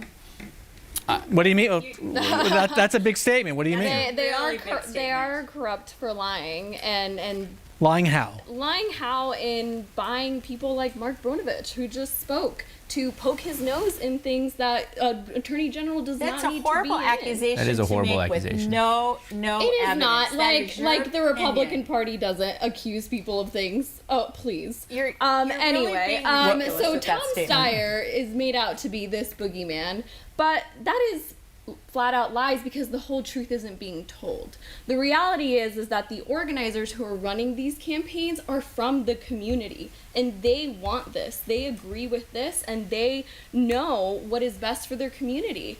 I'm from Arizona. More than 90% of our staff is from Arizona. So the fact that you can say that someone is coming in here to make decisions for other people is absolutely a lie and ridiculous. Who's paying those people, though? Where's that money coming from? It's not coming from Arizona. Why would people who locally live in Arizona voters want are to do not something that they don't donating want to to do? those? I want to ask. I want to ask a larger question. But the fact that money comes from outside as I say, Arizona, that knows no bounds. No knows bounds from both sides. So yeah. I don't get that distinction. I think couching Steyer trying to buy an election is ludicrous. Just like I think saying the Koch brothers are buying elections is ludicrous. Outside money comes from everywhere into Arizona all of the time. No, I'm saying no. I'm arguing the point that we're saying. You talked about Steyer trying to come in and buy this election. 30 million. But everybody spends money from outside Arizona. The Koch brothers spend money on the U.S. Senate race. They spend money on 126. People across the country spend money in various places. So I think trying to say who is spending money and what is avoiding the issue of a policy debate, which is the problem here. And that's the big problem. We're going to have to end it there. Yeah. Great discussion. We could keep going on this for a while. Mark and Caribe, let's send it back to you. All right, guys, thanks. No low blows. That's the bottom line. Yeah. Trying to. All right, let's go through some of these props. This is 127. Expanding scholarship funds. It looks like it will pass easily. 8% of the precincts reporting in. That's going to pass. Prop 306. Restricting election fund use, or passing it on to someone else. It looks like that also will pass. 56% to 44%. All right, this is Proposition 125. It allows state pension change to ease underfunding. 8% of the precincts voting, and right now, yeses are in favor at 53%. 126. A lot of talk about this going in. It was a ban on any new local and state taxes on certain services. That overwhelmingly is passed. Arizona, traditionally a state that does not like taxes. All right, this is Proposition 127, which our political insiders were just discussing right now. This increases renewable energy to 50% by 2030. The yes votes on this at 70%, no votes down to 30%. All right, we're going to try and real quickly, Phoenix Mayor Kate Gallego with a sizable lead for Phoenix Mayor. But again, it's important to point out that these numbers will likely change as the night goes on. So let's not get too far ahead of ourselves on this Phoenix Mayor race, which is expected to be a close one. Let's go upstairs and check in with Ryan Cody, who's with our voter panel. Do that. Yes, we were just taking a photo together, so things are going great up here at the moment. And we were talking earlier about the difference between voting with your party and voting on the issues. We want to go over to the other side of the table, so see if we can get through some of these now. Bianca is here, and what is your take on whether or not people should be voting strictly with their party or based on the issues? I think it's kind of it should be both things, because you should be associating yourself with people that have like-minded ideologies, of course, and that's why the parties exist, for you to be able to associate yourself with people that have the same ideals and that want to get issues across. Are you disappointed at all with the way this country is going in terms of voting directly with your party no matter what? Or is that even a fair statement? Maybe it's not. I think it's more of both, but mostly just by ideology, because everybody is getting together in regards to this type of situation.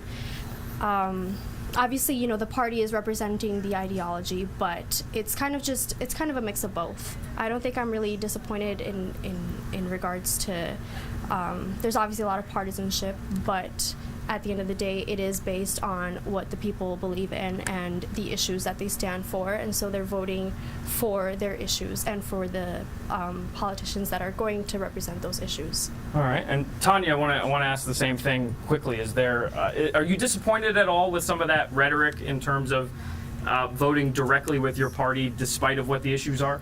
Absolutely. There's so much going on right now. The issues are no longer the issues.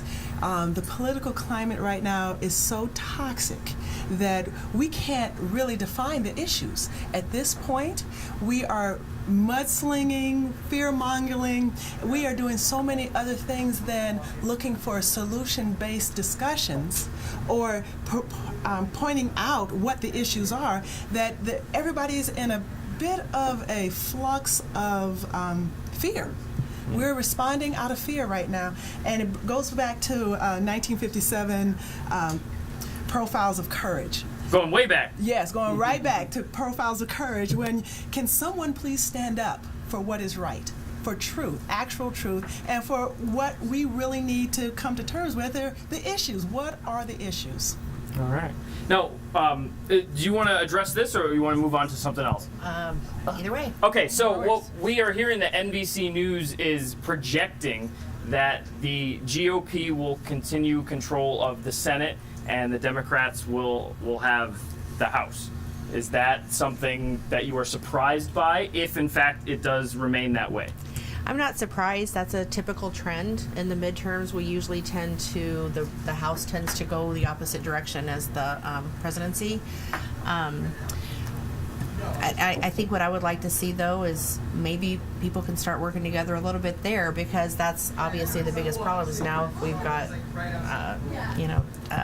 different majority in each house. It goes back to the issues. Then we get back to the issues. Right. And I think that in the during the election time, I think that I agree that we're typically going to vote our party because we share the same views on the same issues. But I think it's after people get elected that's when they need to cross the aisle, and that's when they need to start doing what you were talking about and saying, okay, now how do we get to a solution that is good for all Americans, not just our party? Okay, and Suzanne, is that something that you're surprised by when you hear? No, much like what she said, it is a trend that we've seen, and she summed it up so greatly. I don't know what's really left to say, but as a trend, I just do hope that they do work together, and now that maybe the rhetoric can die down and people can start getting along and really focusing on what the issues are. Okay, all right, and we're going to send it back down here in just a second, and we're going to continue on with this conversation, Phil, in just a little bit. But I know there's a lot of things that we want to get to, and been very civil, so I'm very happy about that at the moment. I guess all the food is kind of wearing off, and everyone's becoming friends at this point. So we'll continue on with that, take a couple more selfies, and bring the issues back to you in just a little bit, guys. All right, that sounds really good, Ryan. Thank you so much. And of course, we are awaiting Governor Doug Ducey to take the podium at the Republican headquarters.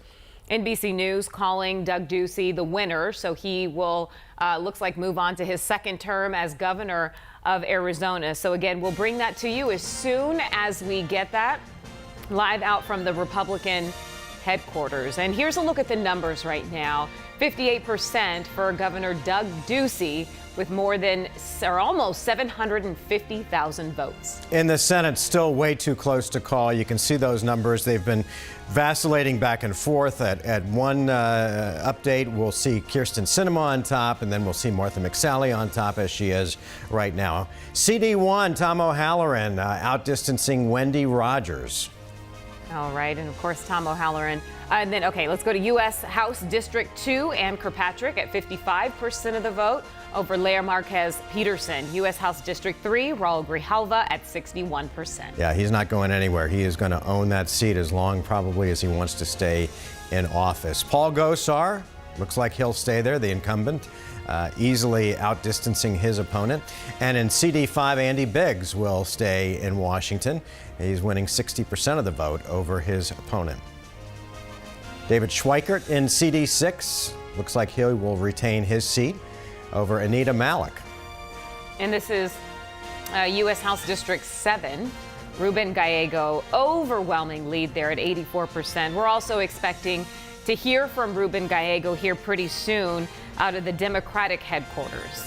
A little while ago, we had Debbie Lesko on live with us. She's declaring victory tonight over Hero Tiperneni, a woman who she defeated earlier this year in a special election. All right, and former Phoenix Mayor Greg Stanton right now in the lead for U.S. House District 9 with 60% of the vote. Secretary of State Steve Gaynor leading Katie Hobbs. A lot of people thought that it would go the other way. Again, it's too early to call. A close race right there between those two. Superintendent of Public Instruction, a dead heat between Kathy Hoffman, the teacher, and Frank Riggs, who has been involved in charter schools. We'll have to wait and see how that plays out as more results come in. Arizona State Treasurer Kimberly Yee at 56% of the vote over Mark Manuel. And for Phoenix Mayor, Kate Gallego with a sizable lead right now over Daniel Valenzuela. A lot of people expected this to be a two-horse race. That's what we've seen, but what no one expected, I don't think, is that it would be this much of a lead for Kate Gallego. Right now, speaking of Gallegos, let's go to Joe Dana, who is standing by with Ruben Gallego, who is the presumptive winner tonight. Joe? I'm with Congressman Gallego. Thanks for joining us.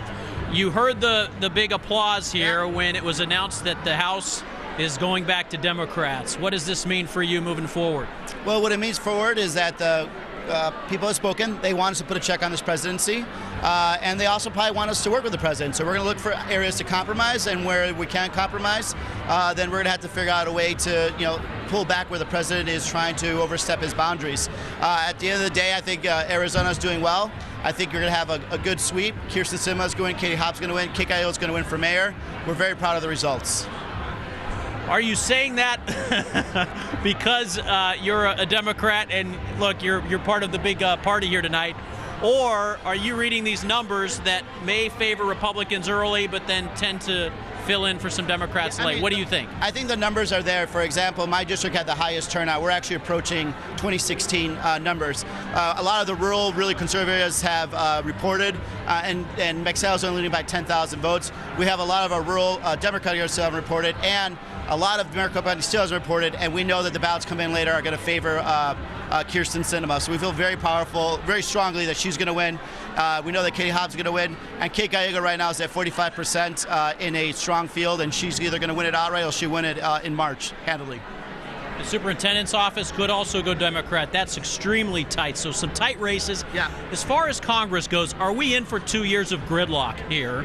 I don't think we necessarily have to. I think the president could look at this as an opportunity, and we should look at the opportunity to work together. We should not be afraid to reach across the aisle. Now, if it doesn't work out, then we could always go back to our fighting positions. But there's opportunity for us to work.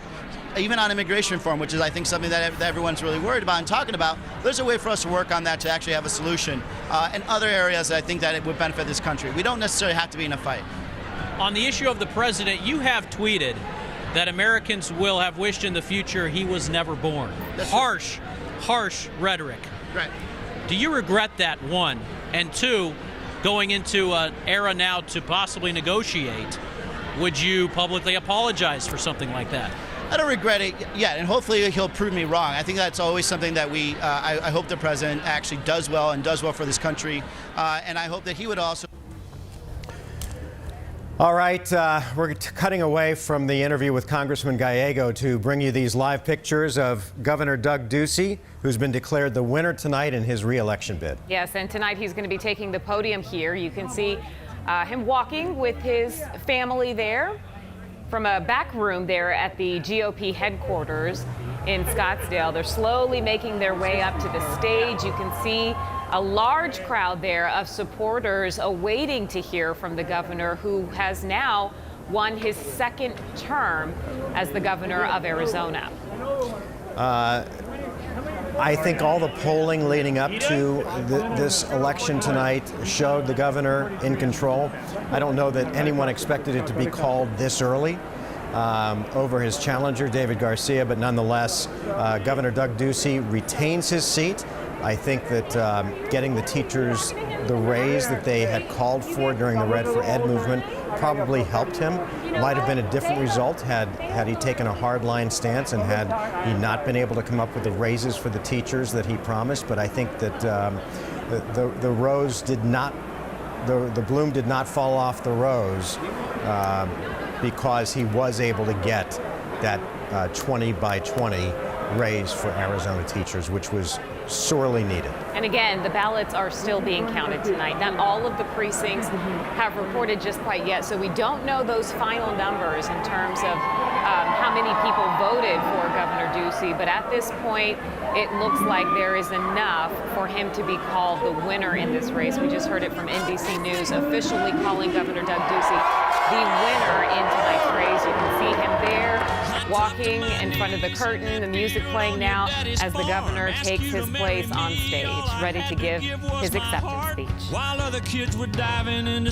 Governor Ducey, of course, was at the Donald Trump rally a few weeks ago that we saw out in Mesa, has been closely aligned with President Trump and his policies. This has been a traditionally red state, although it's become a little bluer in some races. But there you see the triumphant Governor Doug Ducey, Cindy McCain, the widow of Senator John McCain, there on hand also supporting Governor Ducey, and that was also a shot in the arm when he had the endorsement of Cindy McCain a few weeks ago. Yeah, it's kind of hard to see right now. We've got the crowd there holding up signs there, Governor Doug Ducey signs covering him up here, but as soon as he takes the podium, we'll likely see that crowd quiet down, or maybe not. They'll probably get revved up there, excited for the win. Oh, I think so. Let's listen in now to Governor Doug Ducey.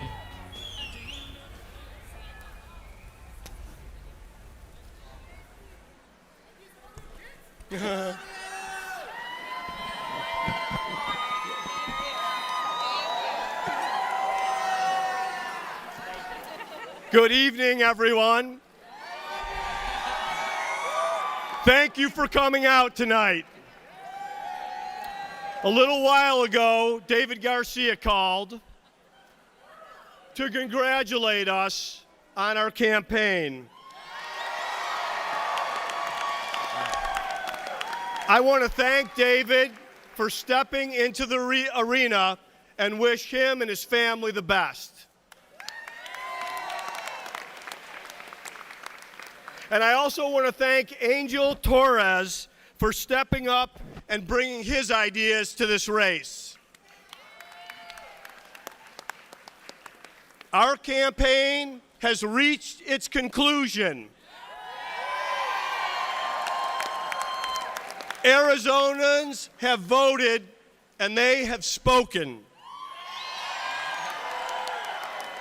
The campaign was about ideas and policy. The contrast could not have been more clear.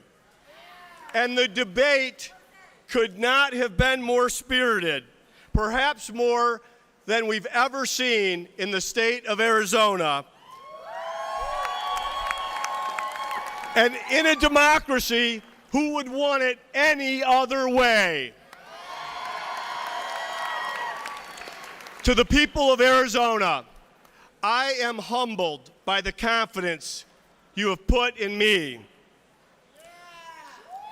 It is my honor to continue working on your behalf, and I am truly energized by the work that lies ahead. Thank you.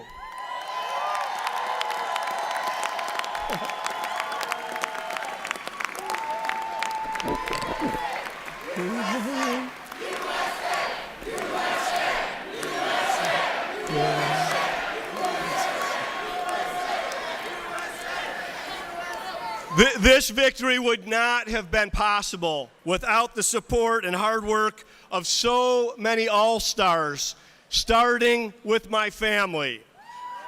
Jack, Joe, Sam, my mom and dad, Ken, my brother Nino, my sister Chris, my grandmother, and most of all, my wife Angela.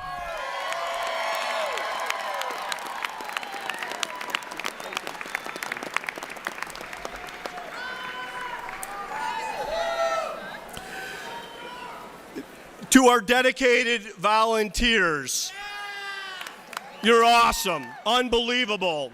Loyal supporters, my incredibly talented staff, and Cindy McCain.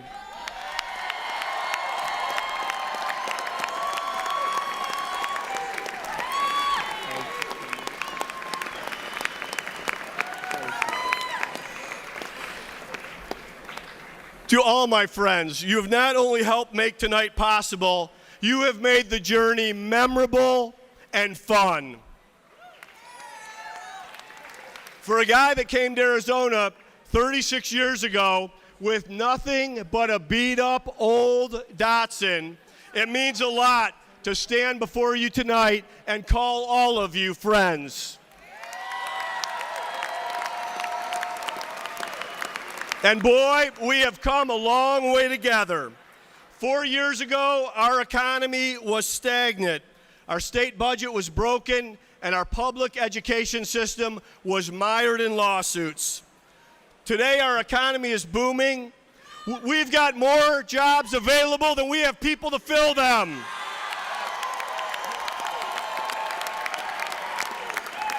Our budget, we've gone from a $1 billion deficit to a $1 billion surplus. And while there is work left to be done in K-12 education, we are thrilled that our teachers are finally getting the raise they deserve and that our kids are leading the nation in academic gains. The progress our state has made, none of it could have happened without people coming together and working together.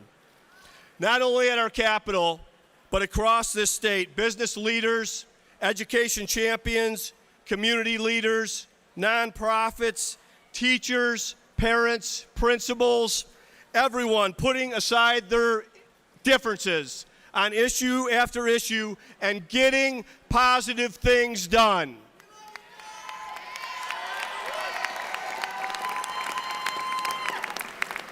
After winning a second term of his own, it was Ronald Reagan who called Americans one people under God, dedicated to the dream of freedom that he has placed in every human heart.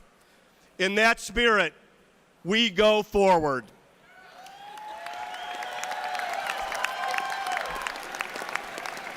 If you voted for me, thank you. If you didn't, I want you to know, I work for you. My goal these past 4 years has been to be a governor of all the people, without regard for party affiliation, who you are, or where life finds you, and that won't change. To my fellow Republicans and our friends on the Democratic side of the aisle, we are all Arizonans. We are all Americans.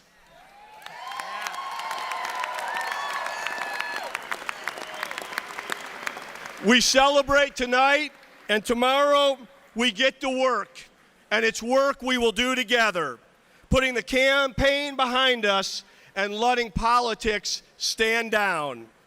And if we do, we can keep the momentum in Arizona going to grow our economy, improve public education, protect public safety, expand opportunity for all, and secure Arizona's future.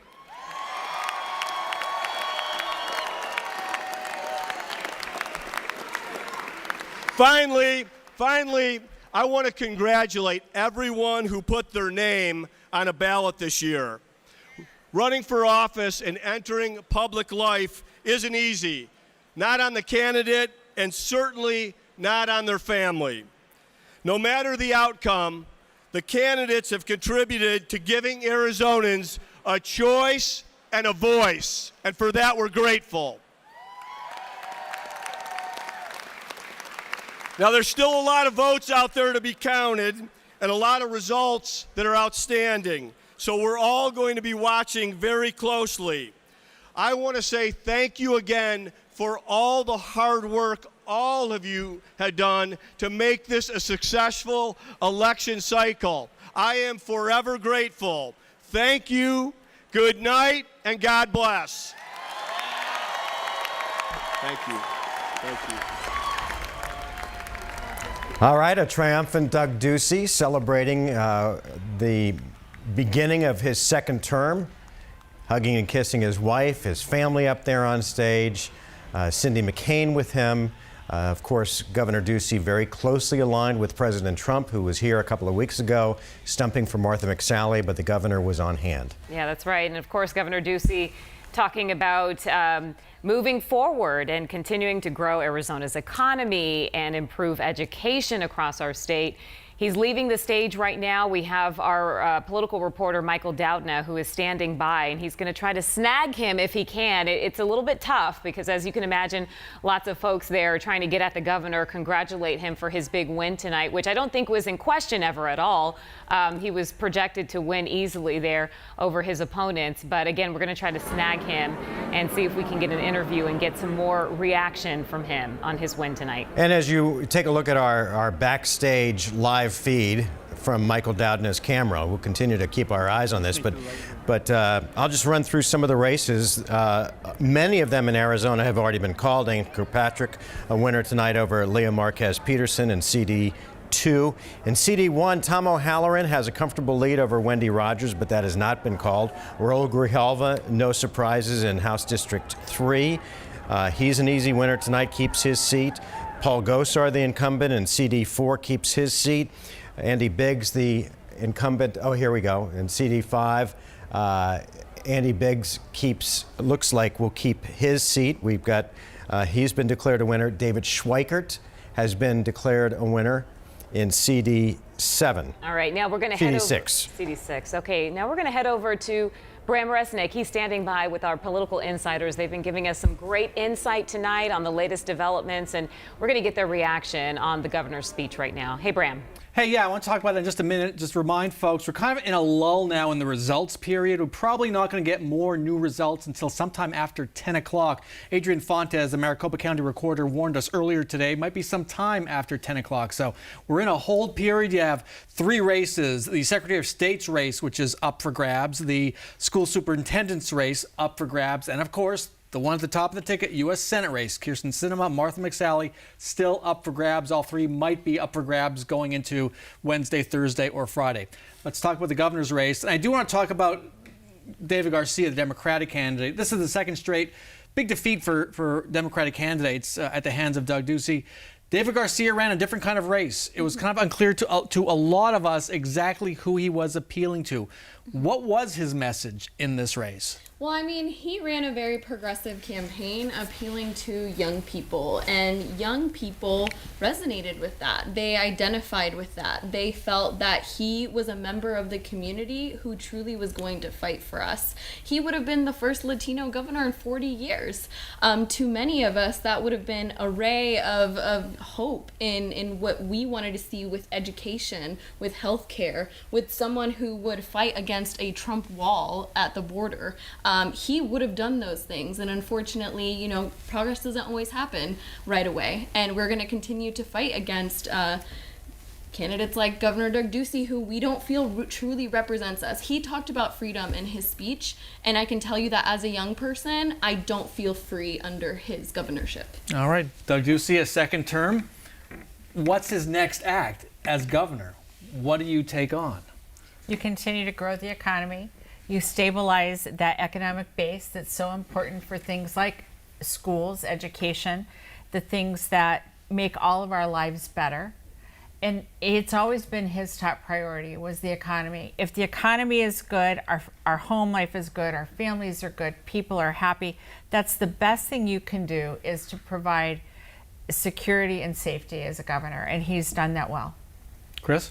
Yeah, I think he keeps delivering on the promise for education. You know, we've still got 20 by 2020. Sorry, excuse me, I have to cut you off there. Cindy McCain is now going on, talking to our Michael Doudna. Let's listen in. For the country. And of course, there's a big Senate race going on that's still going to be undecided for quite some time. Voters will speak tonight. Whatever happens, of course, we support democracy, and it's a wonderful evening. So what do you really hope to see? What do you believe is at stake when it comes to the Senate race and when it comes to this election as a whole? Of course, free and fair elections, and the thing that America is so strong with, and that's about being able to express yourself and be able to vote the way you want to vote in a secret ballot. So thank you. My last question. If Senator McCain was here, what do you think he would say about He'd be very excited about this. Thank you. Thank you. All right, there's Cindy McCain, the wife of late Senator John McCain, talking briefly with our Michael Doudna as he tries to corral Governor Ducey, who has won his second term in office. All right, and just one of a few races that are being called tonight. We have some more races. We want to get you to some of the latest poll numbers coming in. We're going to start with some of the propositions tonight. This is Proposition 305. Yes votes right now at 67% with 827,000 people voting for that. Proposition 125, this is the state pension prop. It looks like it's going to win tonight, 53% of the vote to 47%. Prop 306, restrict election fund use and commission overspending. This was all about being able to divert campaign funding. And there you see the big race of the night, the one we probably will not know for a while. Martha McSally has jumped back ahead of Kyrsten Sinema. That continues to change. But once again, the ones we know about, Governor Ducey elected for a second term. And as Bram mentioned, we're seeing kind of a lull right now in some of the results that are coming in. So if you've been seeing some of the same numbers here for the last maybe half hour or so, that's what's happening. But of course, we're going to continue to get those updates here. And of course, we will definitely have the latest for you on Facebook as well. And then of course, 12 News at 10 coming up in about 30 minutes. And we are getting ready to send you back to NBC in just a second. We appreciate you joining us here for local coverage. We're going to get you back to Lester Holt and his crew back in New York to get you caught up on what's happening nationally. And we'll come back to you in a little while and give you some local results. And we'll continue to be on the air on the 12 News Facebook page if you'd like to stay on top of all the local results.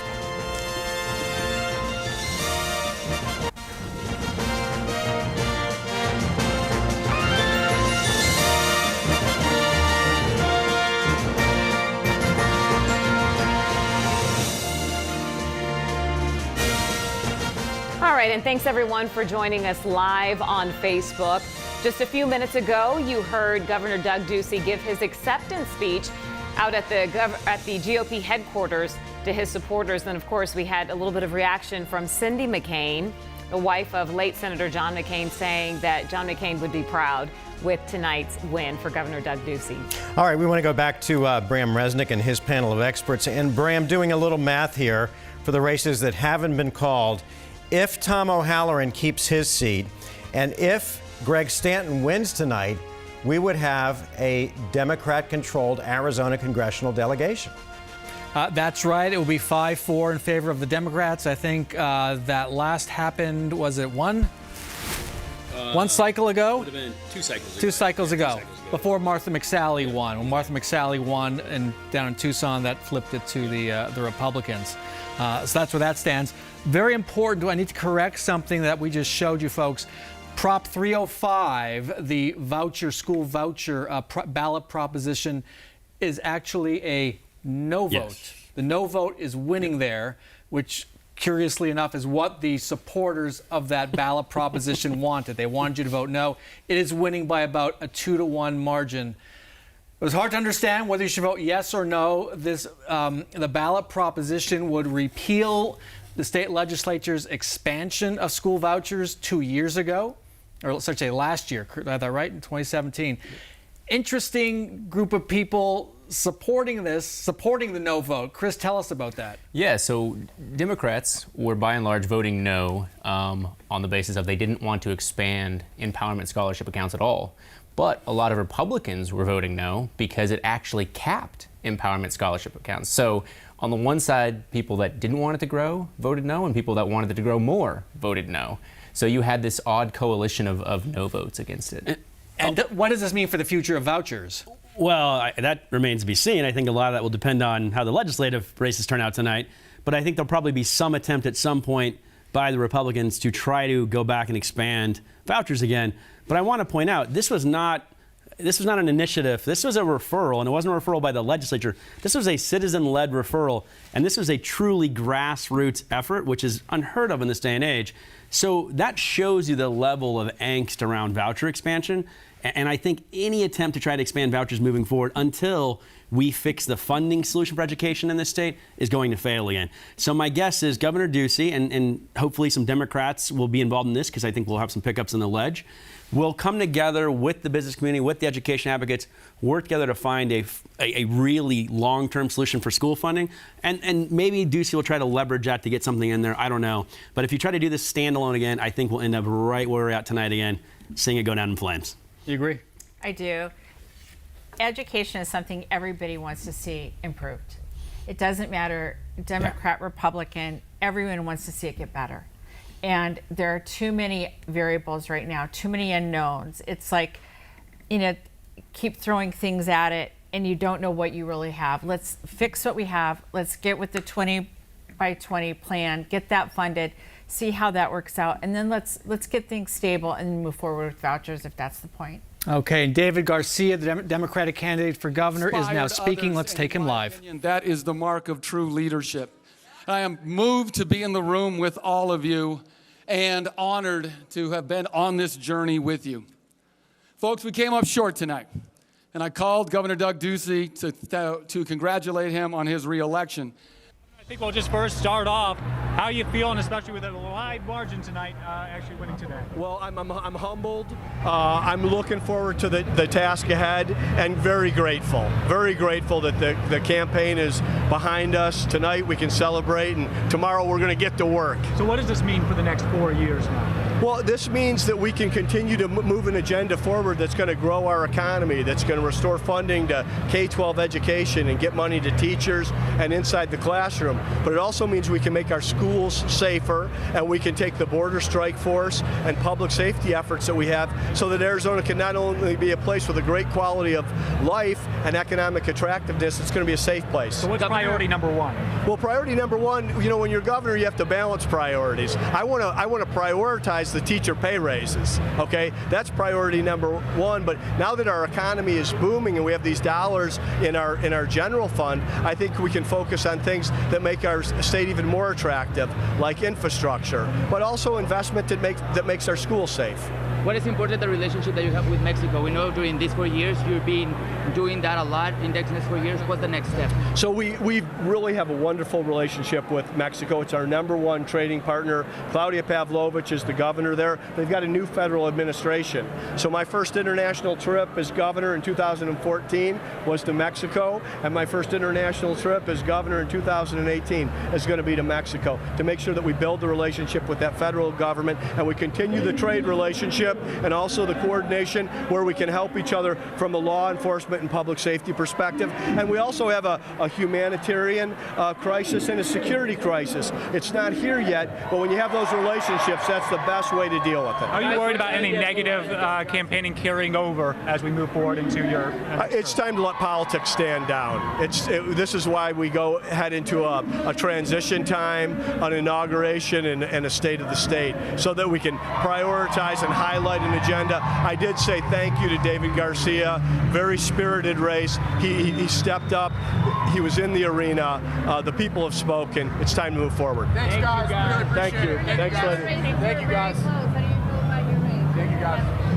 All right, Arizona Governor Doug Ducey chatting briefly with our Michael Doudna, talking about his reelection tonight, saying that he had a cordial call with his challenger in a spirited race with David Garcia, and now he's ready to move on. That's right. And second term for Governor Doug Ducey there, and just kind of reiterating some of the things that he had already said there in his acceptance speech just a few moments before that. Well, he's talking on a night where Arizona is in good shape financially. Our economy is strong, jobs are strong, and the governor has has a good message to talk about. Yeah, and really a pretty sizable lead, 58% of the vote over David Garcia, who pulled in 40% of the vote. So really just no question there who Arizona wanted as their governor. All right, let's go back to Bram. And guys, if I can, I have a question, because I think there's maybe some confusion on the ESAs and the whole issue. But What it boils down to is almost like a slap in the face for the masses of people we saw marching. Red for Ed movement that we saw not too long ago. The governor steps up in a state that traditionally has not paid its teachers well. And then you have the ESA issue, which would be taking money away from the public school teachers. Do I have that right, or is that wrong? That's certainly the way many opponents viewed it. In fact, one of the state Senate candidates, Christine Marsh, former Arizona Teacher of the Year, she's running against Republican Senator Kate Brophy-McGee. That's a toss-up race right now, I believe. She announced her run a year ago after the legislature passed the voucher bill, saying Governor Doug Ducey had basically slapped them in the face by doing this. They did not expect him to support it. But again, now it appears Prop 305 with the no vote means that the voucher expansion is being repealed. And as I interrupted Chris a few moments ago, you were in the middle of explaining this rather unusual coalition that supported the no vote. Yeah, I mean, it's a coalition of voters on one side that didn't want to see any expansion, so they voted no. And on the other side, there's voters that don't want to see a cap on expansion, and so this capped it, and they didn't want that, so they voted no. So both sides of the coin were really against this, and so it had a very narrow path to victory. And so we listened to Doug Ducey. It's switching tracks now. Doug Ducey speaking there in that scrum, and one issue that never came up in this election, hardly ever, but is one of an existential issue for Arizona, is water. And he never talks about it, but isn't that the biggest issue on his desk right now? It is. And tell us why. Issue. Well, several things. I spoke earlier about the economy. And you know what? Water gets interrupted again. Okay, that's fine. Phoenix mayoral candidate Kate Gallego is speaking. She is number one from the very beginning in that race right now. Thank you to the Arizona Building Trades Council for the heavy lifting, door knocking, installing signs, and overall support.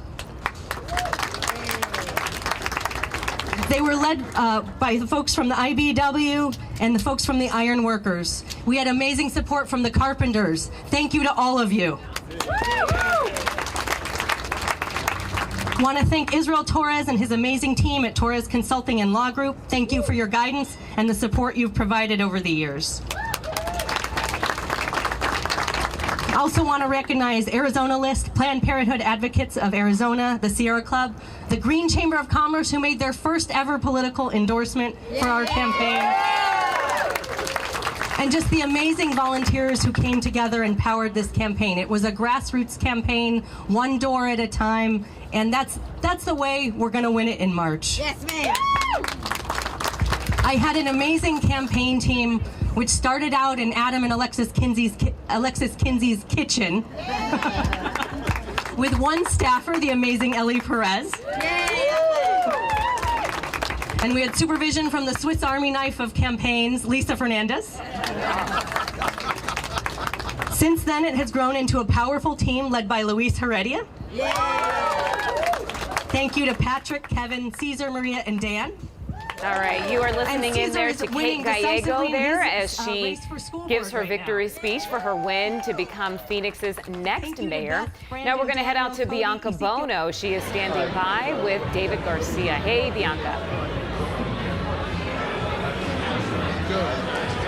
Hey guys, yes, we are here joined by Governor hopeful David Garcia. Things obviously didn't go your way tonight, but what have you learned throughout this process? We learned a lot. We learned a lot about the people of Arizona, learned that education is still going to be a major issue out there. And I'm just really proud of the grassroots support we got across the state. We had a lot coming at us on this campaign. We needed people to combat against that. And I'm really proud of all the Arizonans who stepped up to give us a hand to get to this point.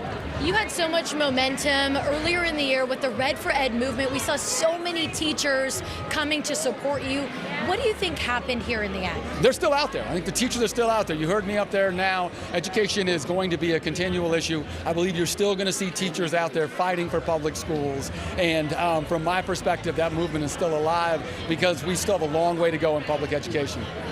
Things, of course, didn't go your way, but what do you think the momentum around you and so many other Democratic candidates here in Arizona says about the future of this state? You know, this is our campaign color was purple. We believe this is a state that is a purple state. We need to continue to keep working in the way that our campaign was working. energizing folks on the ground in communities that feel like they've been left out, so we can hear the true voice of Arizona in the future. What does the future hold for you? You know, we're going to just go have a good time, enjoy some time with my family, and like I said up there, I love being a professor, a dad, a husband, and I look forward to getting back to that. What's your message to the people of Arizona who have supported you so strongly for so many months that are disappointed tonight? Thank you.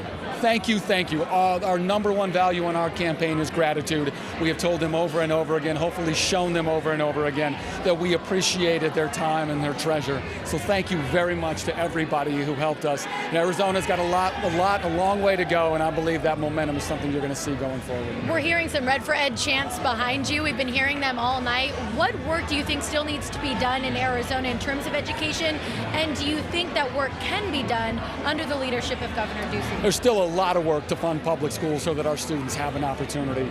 We still need to have a public school system that is attracting our best and brightest and into teaching and keeping them there. So there's still a lot of work to do, and I think a lot of people, including myself, ready to continue to step up and fight for that work.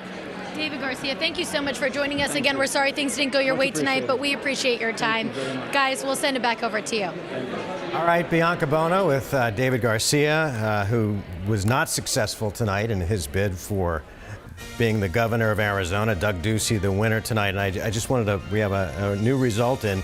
Greg Stanton has been declared the winner in CD9. So Greg Stanton, the former mayor of Phoenix, is now headed to Washington for the first time. Okay, and you just mentioned that here, and you're seeing the numbers. 60% voting for Greg Stanton as the Democratic leader there of District 9. Let's head over to U.S. District 3. Raul Grijalva there at 61% of the vote over Nick Pearson's 39% of the vote. So Raul Grijalva will stay in his seat.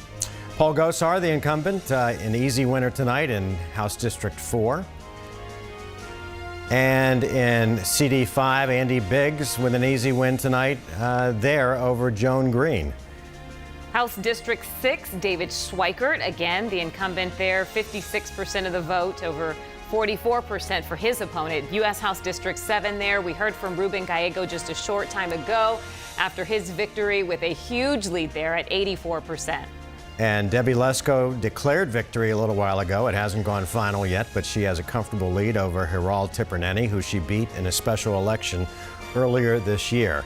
And Tom Halloran, and the reason that this is important is if Tom Halloran, the Democrat, wins in CD1, and he has a 4-point lead right now over Wendy Rogers, if he wins, Arizona will have a Democratic majority in the congressional delegation.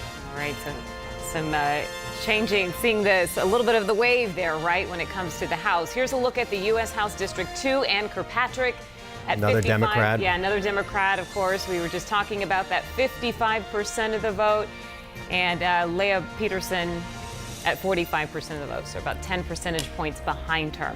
All right, we're going to check in now with what's happening on social media. Rachel Cole has been keeping an eye on that. She's got some updates for us. Hey, Rachel. That's right, guys, and you just said it. This is how quick social media has been changing all night long as these results continue to come in. We saw this here. Preliminary numbers show Greg Stanton, AZ, winning his congressional race. We've got some new stuff coming in over here. You just heard from Kate Gallego on our station. Mike Gonzalez, one of our reporters out there live, getting this picture of her all smiles after crushing the competition in the race for Phoenix mayor. So you have that as well. We also just heard from Team 12's Bianca Bono, and there was a loud celebration in downtown Phoenix, maybe not with David Garcia, as we heard, but announced that the Democrats have taken over the House. So a lot of changing things. Caribe, you mentioned the blue wave.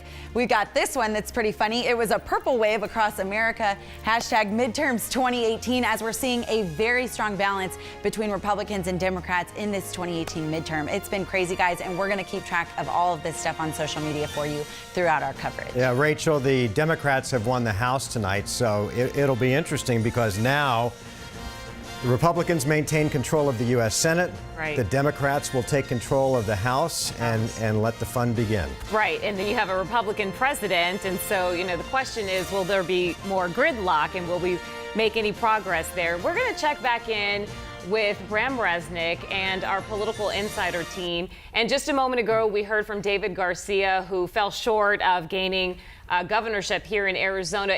Bram, I have a question. Is there any optimism, though, in the votes that turned out for David Garcia from the Democrats? Anything that could give them some optimism there? Well, you heard Balin say he did appeal to a base of Latinos. He gave them hope for the future, that they too could run for office one day, as he did. I think that's very real. That was a very real part of his campaign. I think we all agree one of the problems with his campaign was just a lack of focus.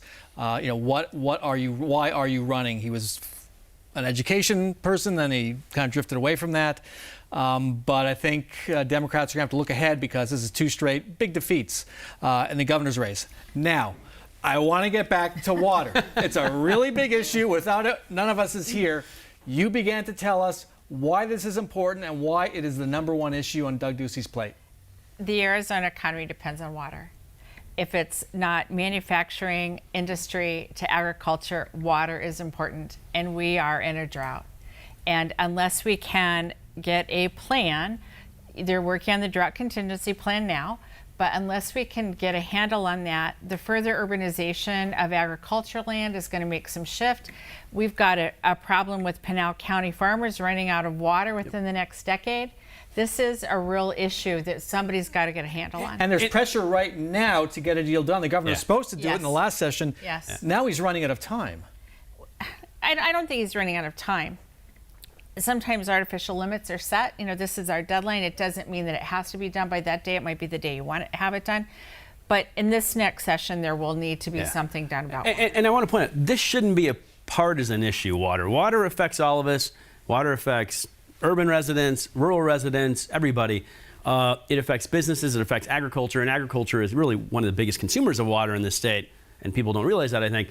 So we have to have a comprehensive solution. And I mean this sincerely, I'm hoping no matter what the election outcome is tonight for these other races at the legislative level, the state level, we have a group of people that come together in a bipartisan fashion and really construct a comprehensive long-term plan for water, because this issue's been kicked down the road for far too long by people on both sides of the aisle. We really, really need to address water, and that's something we can't ignore. You know what they say, whiskey's for drinking, water's for fighting. And I'll be doing that in about an hour, hopefully. So yeah. We have to think of this. We talked for many years that the subject was energy and oil consumption and imported oil consumption, and there was, the word foreign oil.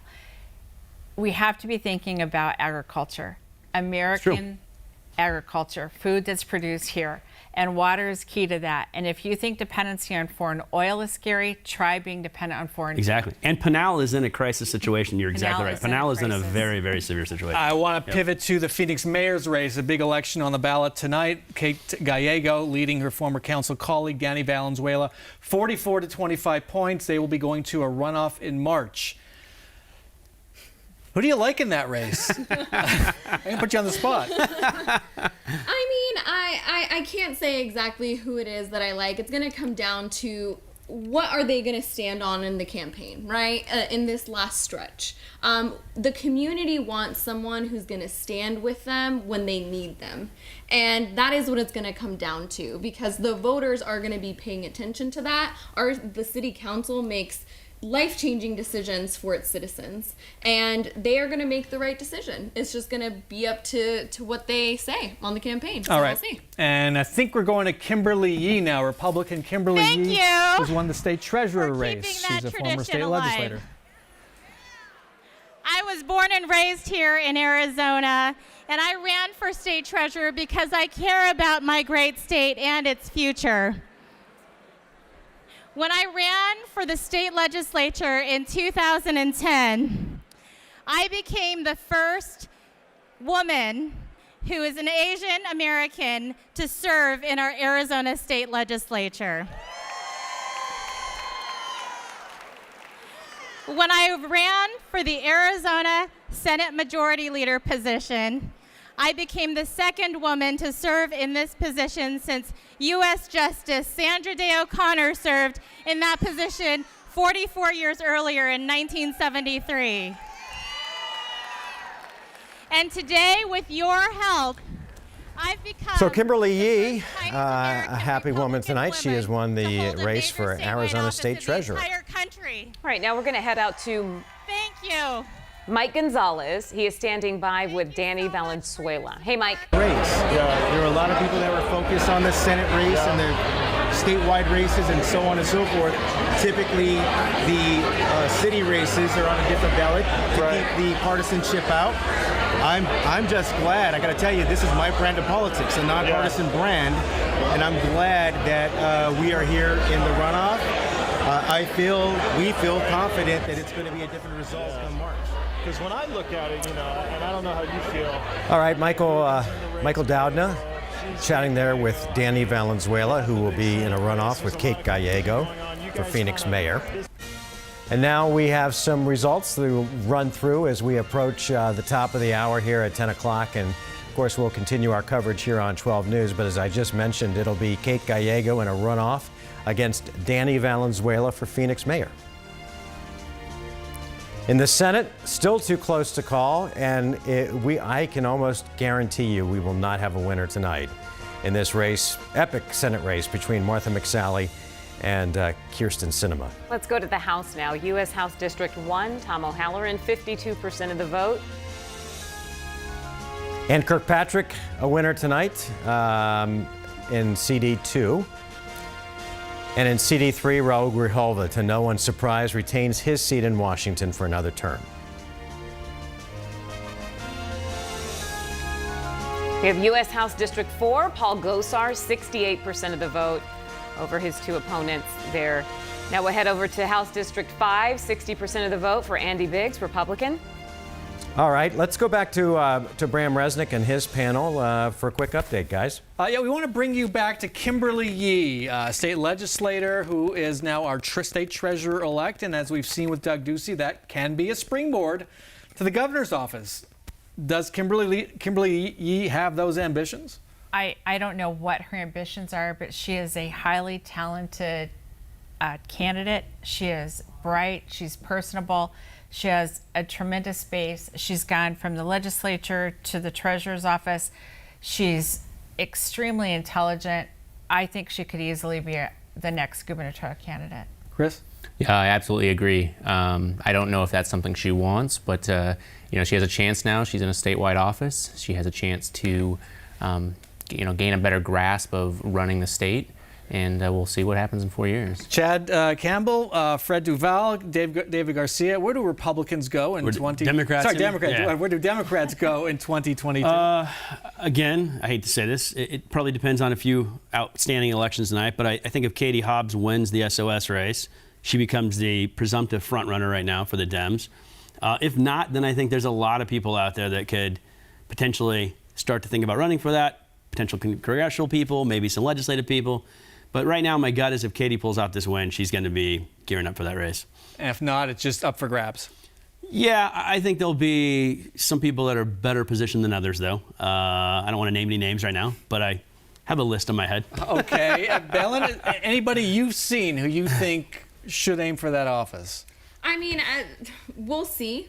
It's hard to tell at this moment, to be honest, but all I know is that when it comes down to the youth vote, we want someone who's genuine.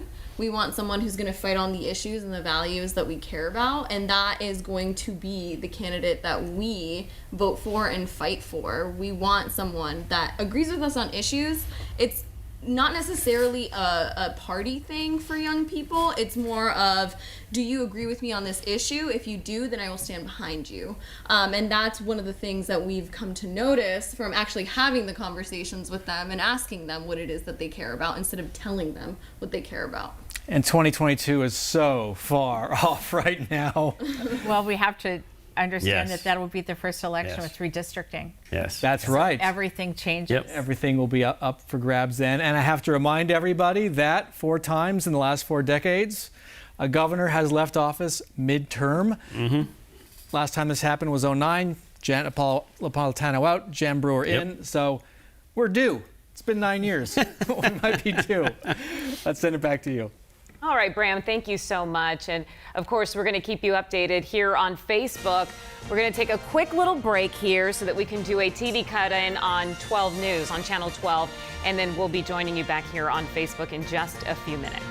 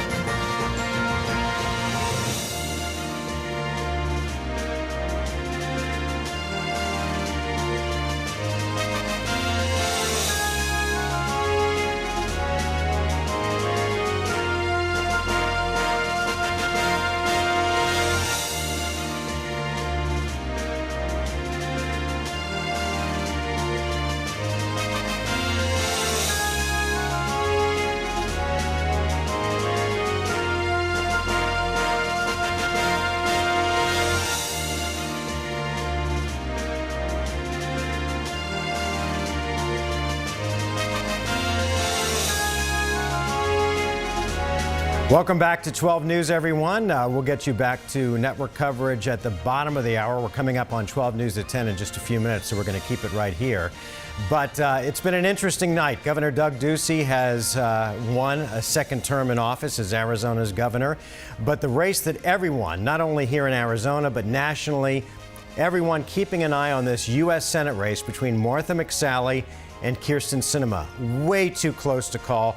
Probably won't have a declared winner until tomorrow at the earliest, and more likely probably on Thursday. Okay, and a few more races that are maybe a little bit more predictable here. U.S. House District Tom O'Halloran, 52% of the vote there. Democrats will be taking that district.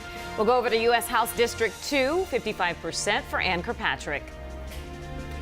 House District 3, Raul Grijalva has just been a juggernaut down in Tucson. He will stay in Washington, as will Paul Gosar in District 4. Let's look at U.S. House District 5, 60% going to Andy Biggs, over 40% for Joanne Green. And David Schweikert gets another term in office, easily beating Anita Malik tonight. All right, stay with us, everyone. We're going to have complete coverage of Decision 2018 coming up in just moments on 12 News at 10.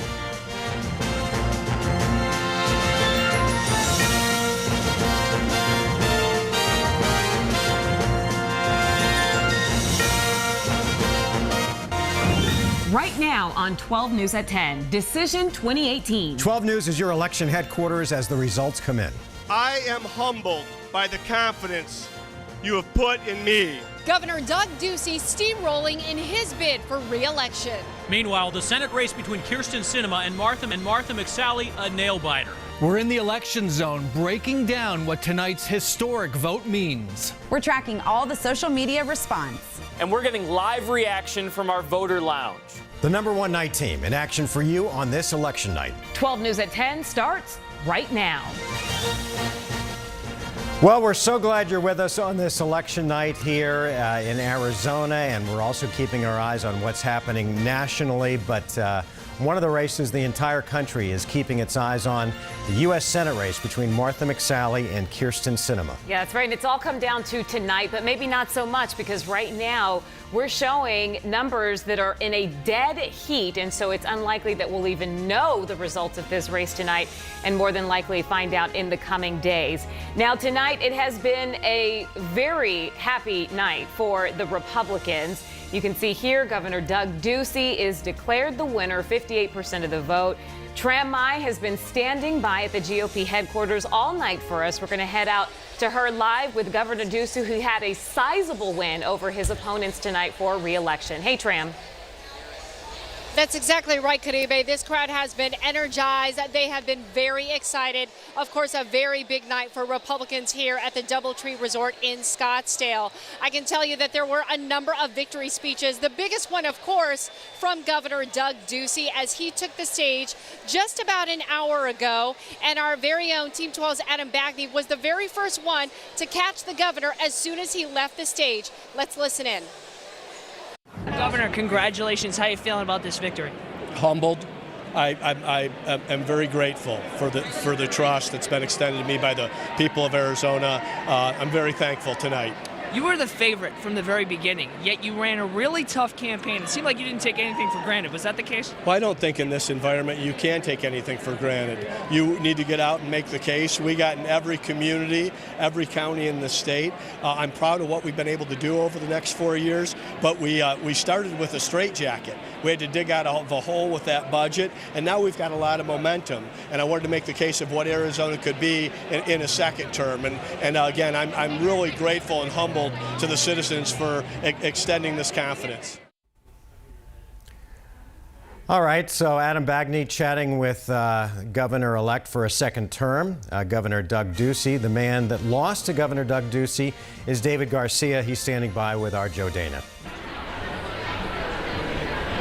Here at Democrat headquarters, with Kyrsten Sinema behind by about 11,000 votes to Martha McSally, there is a hope that incoming ballots will lean Sinema's way and make this even closer. As for the governor's race, though, David Garcia, he delivered his concession speech just a little while ago, along with his wife and 2 daughters by his side. Here's a look at what he had to say. Folks, we came up short tonight, and I called Governor Doug Ducey to congratulate him on his reelection. So I stepped into this race because of my fight for public education. That is the number one reason.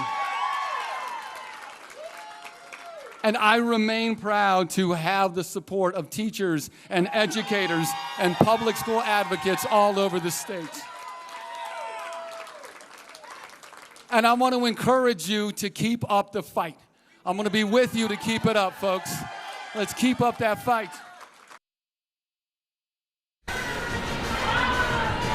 I'll tell you, David Garcia was treated like a rock star here among Democrats after his concession speech, who really feel like he laid a foundation for future candidates. Two other races, the two closest that are statewide, the superintendent's race and the Secretary of State's race. Democrats still feel like they have a chance in those as they wait for more returns. Back to you.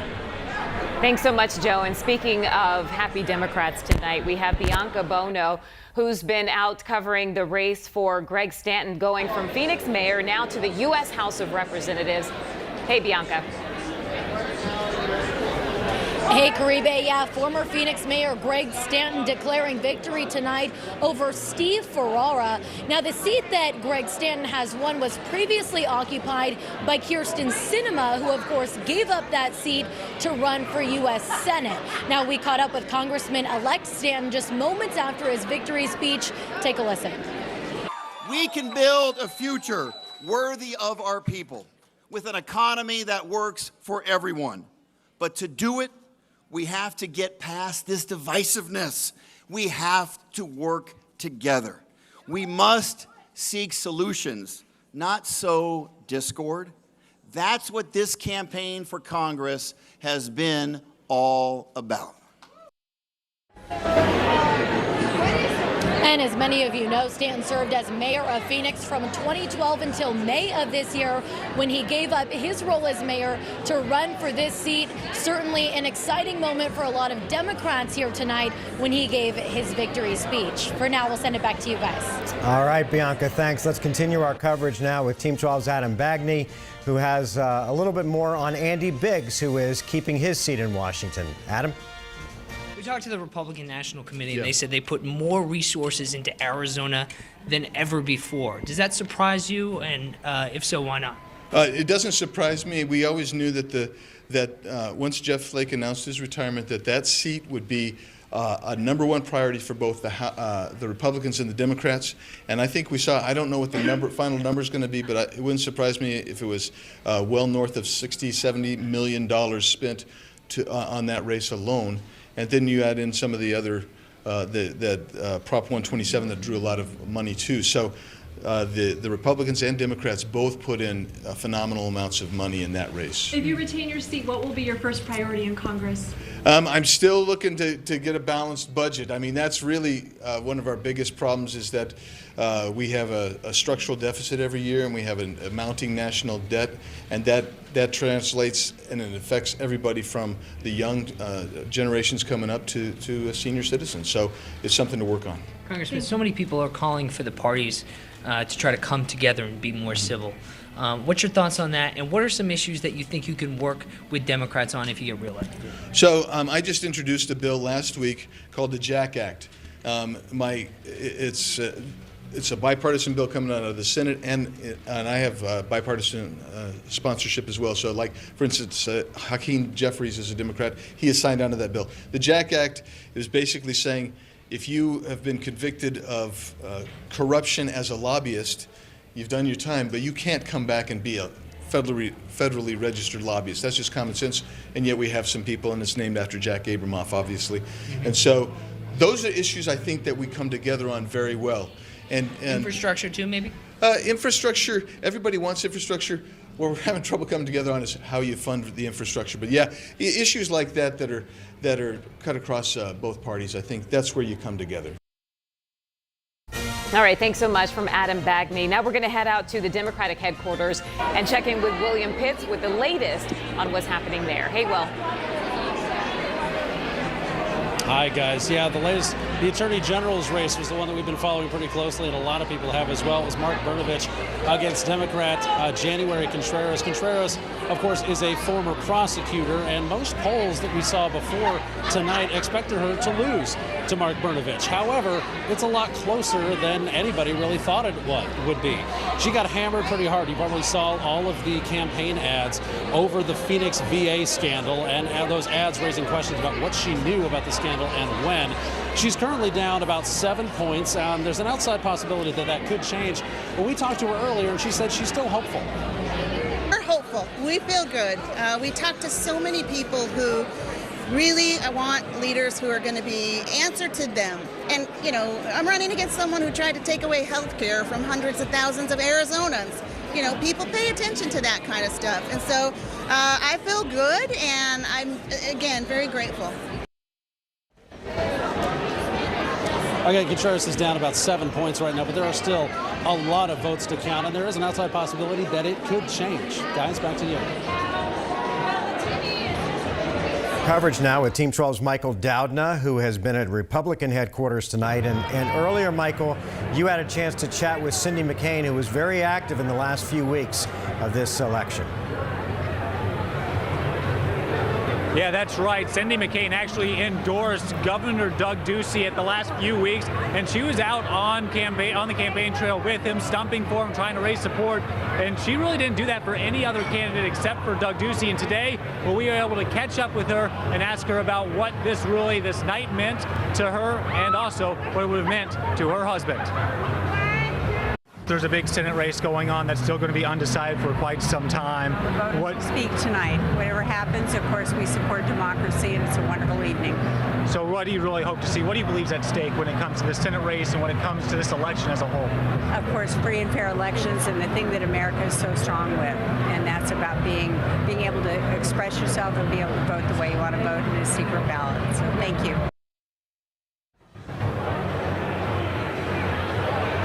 And she did mention as she walked off away from us how special this night would have been if John McCain was here. He would have loved this. He always loved these elections. And of course, he loved seeing the action of democracy and progress. We're live in Scottsdale. Michael Doudna, 12 News. All right, Michael, thanks so much. All right, now we're going to head over to Joe Dana. He is live at the Democratic headquarters with some happy Democrats there. A win for Ruben Gallego, which I guess not really very unexpected tonight, right, Joe? Not unexpected, but Ruben Gallego will now enter a House controlled by Democrats. The biggest cheer of the night came when that was announced on the national level. Still some unease about what's happening on the state level, but Democrats can be proud about that. I spoke with Congressman Gallego earlier. Take a listen. You heard the big applause here when it was announced that the House is going back to Democrats. What does this mean for you moving forward? Well, what it means forward is that the people have spoken. They want us to put a check on this presidency, and they also probably want us to work with the president. So we're going to look for areas to compromise, and where we can't compromise, then we're going to have to figure out a way to, pull back where the president is trying to overstep his boundaries.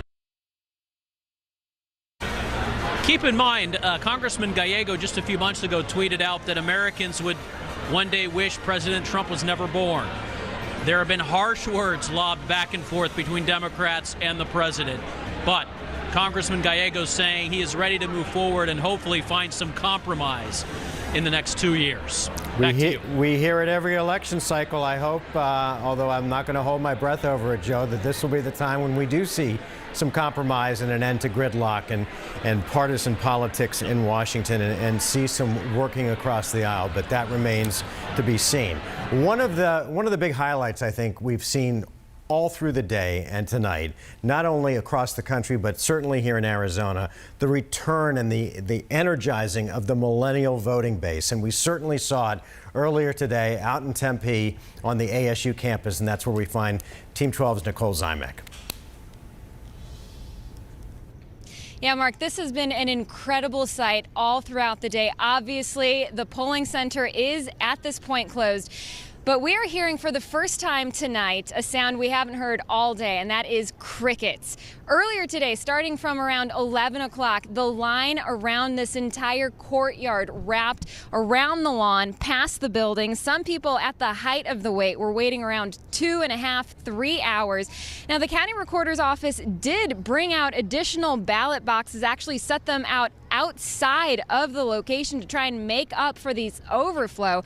And they said that there was never a problem with technical glitches or anything of that sort. It was just the incredible outcome of the incredible amount that they were just not expecting to see of students. They ended up bringing 4 or 5 more poll workers here.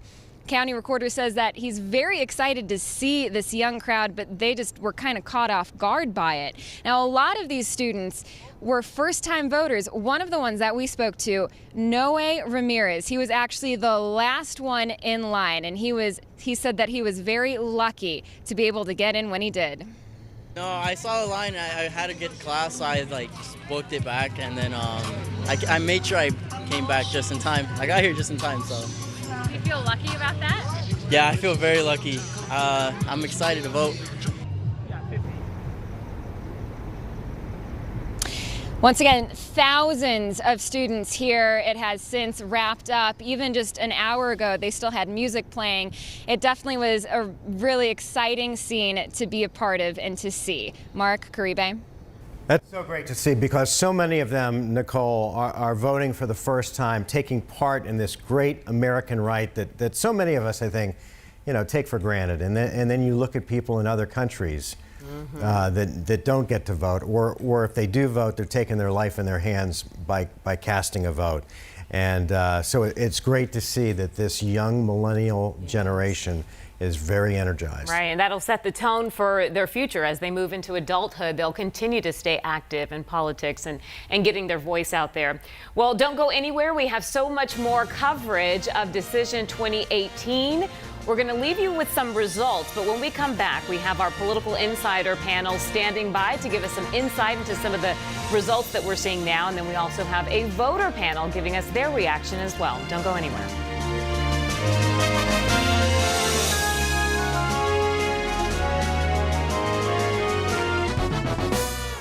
Let's welcome Michael's uncle, Pat. Hello, class. How are you? I am an intern at Valley Toyota Dealers, which means I've got a lot of responsibility, filling tires, washing cars, getting coffee. We got a question already, yeah. Aren't you a little old to be an intern? Distinguished, I think is the word. Thank you, intern Pat. Now let's hear from Jessica's mom, a neurosurgeon. Always at the top of their class, Toyota. Let's go places. Because you're headed in the right direction. Because a bright future is in sight. Because dependability matters. MidFirst Bank is always true to your money.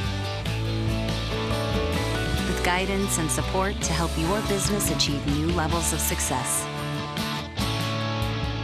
MidFirst Bank, true to your money. I spent a career as a police officer training canines. I love the dogs, but you take a real beating. I injured my shoulder and back, so I went to NovaCure. The doctors target the source of the pain to stop it right away with long-lasting relief. And their state-of-the-art technology helps me feel good, knowing that I'm receiving the best care possible. If you've tried other alternatives and your pain won't go away, then call NovaCure today or go to NovaCure.com. Thank goodness for NovaCure. I didn't know how good I could feel until now. Yeah, I'm gonna be here a little while. Well, I can see you guys are getting ready for bed. Mommy, do that thing with the lights. Okay, let me get everything ready. As Arizona's largest security provider, Safeguard lets you manage lights and thermostats to save money, remotely arm the system, and lock doors for peace of mind. Tell Daddy not to fall asleep this time, okay? Okay. Security and peace of mind are the only things that Safeguard bundles. Learn how at safeguardsecurity.com.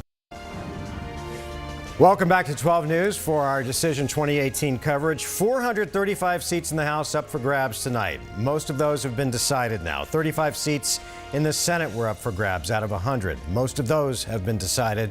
but not this one. Not the one between Martha McSally and Kyrsten Sinema, which is why Arizona has the eyes of the nation on us tonight. For more insight into this and other races, let's check in with Bram and his panelists in the election zone once again. All agree it will be days before that Senate race is decided. Hundreds of thousands of ballots likely left to count after tonight. We've been looking ahead here, and Governor Doug Ducey won re-election, but he might have a very different legislature to deal with that might not be so easy. Yeah, as it stands right now, there are about 5 seats in the House that could flip hands to Democratic control at the state level we're talking about. And if that were to be the case, you're going to have a 30-30 split, which results in chaos a lot of times down there. But regardless of who ends up controlling the Senate, if you have that close a chamber in the House, you're going to have a lot of compromise on the horizon, I think. It's going to be a very different environment for Governor Ducey. Makes it difficult to get what he wants. Yep. Balancisa, as you look ahead, what's next? Well, I mean, our work is not over today for young voters and young people. This is just the beginning. And what we saw at ASU tonight, the long lines, that was a large part of what you guys did. It was a large part of the organizing that NextGen did around college campuses to mobilize young people. But not only did we mobilize them, we also trained enthusiastic young people to continue on to this work. This is a movement. This is not just 2018. This is about the longer future of having a more progressive and youth inclusive, diverse, representative government. All right, Kim Owens, are we going to talk about lawyers? I think Lawsuits? we might. I think we might. I think there's going to be some consideration. We'll see how things turn out. But the opening of emergency voting centers in Maricopa County and Pima County, there's concern that it did put voters in other parts of the state at a disadvantage who did not have those same voting opportunities, and that the county recorders in those counties did violate statute and how they enacted that. Those were emergency voting centers opened on Friday. They announced them on Friday. They allowed voting on Saturday and Sunday, and the voter did not have to declare an emergency. They just had to show up to vote, and the statute says early voting has to end on Friday. Chris Herring, what are you looking forward, real quick if you can? I'm looking forward to see if our legislative chambers actually caucus like they were scheduled to, because I don't know if we're going to know the numbers. That's We've true. seen this before. They typically caucus, they vote on leadership, but if these races aren't decided, Speaker of the House and Senate President might not happen as quick as... And a lot of deal cutting if it's a tie in the House. A lot of deal cutting. Okay, got to end it there. We're going live. Let's go to Adam Bagney. Adam? To be able to know the result. Still incredibly close, right, as far as you can tell? It's close, yes. So I have to ask you, a couple months ago, a lot of people in this state had no idea who you are. Now you could be first in line for the governorship. How does that make you feel? Just in that short period of time, you become potentially a really important person here in Arizona politics. I really had a desire to serve the public. I saw a need. I knew that I could bring my business experience to the Secretary of State's office and help, and that's really what I want to do. I understand I wasn't well known, but I think in the primary I showed that Republicans got to know me pretty quickly and made a decision. So many people think that part of the reason that you spent so much of your own money is that perhaps you have aspirations for higher offers. Perhaps one day you want to be governor. Is that the case? I'm not looking that far ahead. I could see that the Secretary of State's office needed help, and I was at a point in my life and my career where public service was the right thing for me to do. But you're not closing the door to that. No. Let me ask you about the voting situation. So many people are frustrated about the long lines and things like that. I know you have other districts to deal with that. Do you have a plan to how you want to fix that? What's the first thing you want to change as well? The Secretary of State's office hasn't had a great relationship with the counties. That's going to change on day one. I've already started creating relationships with the county recorders and election directors. We're going to work together to make Arizona elections great in this state. Your opponent, she says things like, Steve Gaynor, he doesn't want people to vote. He doesn't support voting at the DMV. He doesn't support voting in different languages. He has questions about paper ballots. Yeah. To the people that are worried about access, that think you're against it, you say what? On the contrary, I want everybody to vote. I want everybody to be informed and vote. It's really important for the whole country and certainly for our state. there's no concern at all. I want everybody to vote, and I want our elections to be all right. Well, thanks so much. You've been listening in there with Adam Bagney. He is live with Steve Gaynor there for the Office of Secretary of State. Now, social media has been a buzz all across the nation and here in Arizona as a record number of voters turn out. We're going to have reaction online. Plus, we're going to hear from voters just like you on what they think about today's race.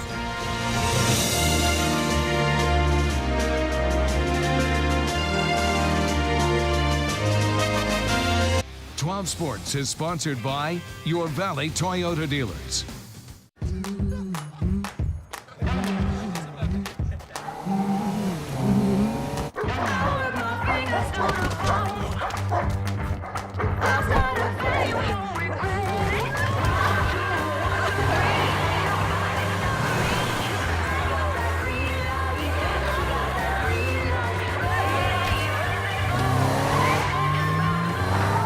Introducing the all-new Corolla hatchback. Toyota, let's go places.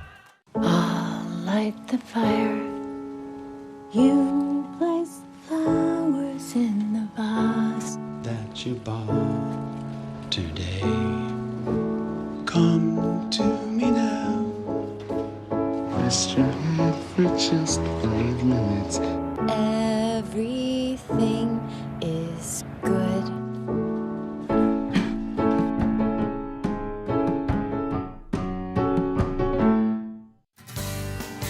Find your style this fall with American Furniture Warehouse.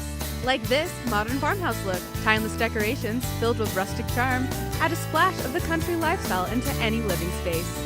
This style offers a modern look with a relaxed, laid-back styling that is perfect for making guests feel like home this fall. Make your holidays brighter and hassle-free with the 2018 Holiday Lookbook for style inspiration for your home and gift ideas for the entire family. Check out what's new at American Furniture Warehouse.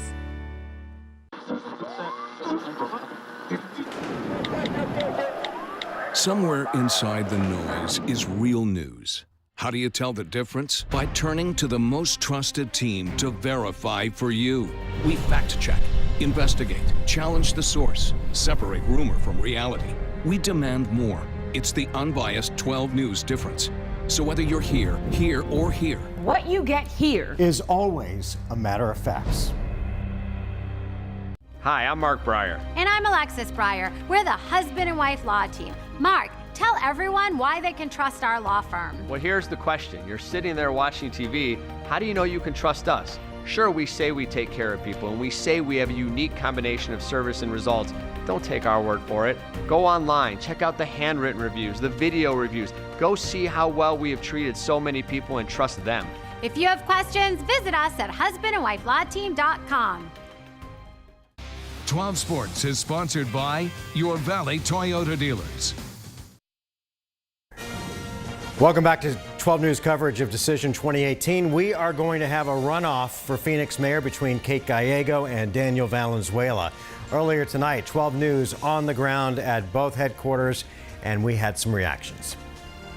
I hope people are supporting me because I do my homework and because they think I'm the one who can lead with some of the difficult issues that are facing Phoenix. For example, we're in a huge drought and Phoenix is a desert city, so if we can't secure our water supply, our economic future is in jeopardy, and I'm the only one with experience in water rights. Right. The same thing with moving the economy forward. I professionally worked in trying to create better jobs, and that's the experience the next mayor of Phoenix needs. But it may just also be that people could identify with some of my story. I'm a mom raising my son in Phoenix, and so I care about safe communities, libraries, and parks like everyone else does. Put everything we had in this campaign for nearly 400 days from the day that we started the election. It is a very, very tough partisan race. Well, it was a very partisan time. It is a nonpartisan race. I'm a nonpartisan candidate running in a race with someone who's on the far left and someone who's on the far right. I knew it was going to be tough for someone who hangs in there somewhere in the middle. So we knew that we had a fight ahead of us. Our goal all along was to get into the runoff. We're in the runoff. March 12th comes around. Those numbers go back to zero. And it's all about the city issues. And hopefully at that point, all of our voters are going to just simply focus on this race and not be distracted with everything else that's going on. Our voter panel has been standing by all night watching the results pour in. We're going to head up to Ryan Cody, and he has their reaction tonight. Ryan? Yeah, some of our voter panel has bowed out for the evening, so I've joined the group here, and we just want to get some final thoughts on your reaction from this evening. We'll start with Bianca. Honestly, I will say I'm not surprised. I'm really excited, and the red wave has definitely been coming, and there was a huge voter turnout, and I'm really happy about that. All right, thank you. And Jean? Thank you. I'm happy about some, sad about others, and I hope that we can continue. I just hope that we don't have that split House Senate situation going on. Good night. I'm happy that the Dems took the House, and I was really happy to meet everyone on the panel. I think we should be the ones solving the problems. Yay! Love it. We got to split Washington again, so welcome to 2 years of executive orders. I think it's great. I think there is democracy spoke, and I think that now there's a bit of a check on the executive branch. I'm not surprised, but I'm very happy with the voter turnout, and I know we have a lot of work to do ahead of us as Republicans. And I also, not a big surprise, congratulations, Governor Ducey. Yay. Wow, it's been a hell of a ride. It's been fun. It's been exciting. No big wins, no big losses. Looking forward to the mayoral runoff. All right. Thank you so much. It has been a hell of a ride, and we'll throw it back on downstairs. Thank you for being here. Thank you. Bye. Took the words right out of my mouth. Thanks, Ryan. All right, we'll take a look at some results, and we'll come back with more coverage of Decision 2018 right here on 12 News. Don't go away.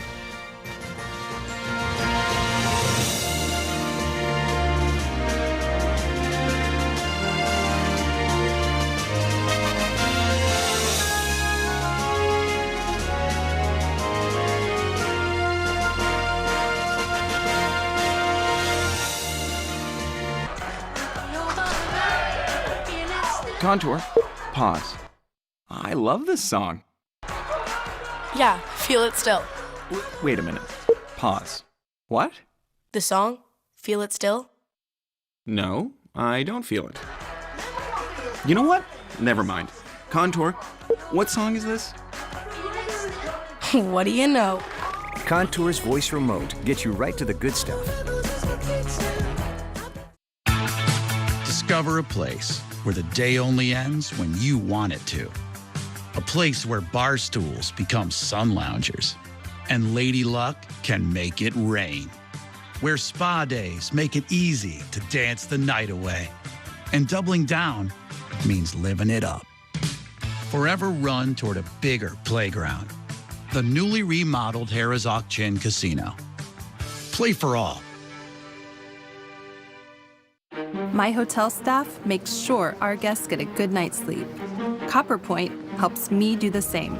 Businesses are facing more risks, so at CopperPoint, we're expanding our commercial insurance products. See what's new at copperpoint.com.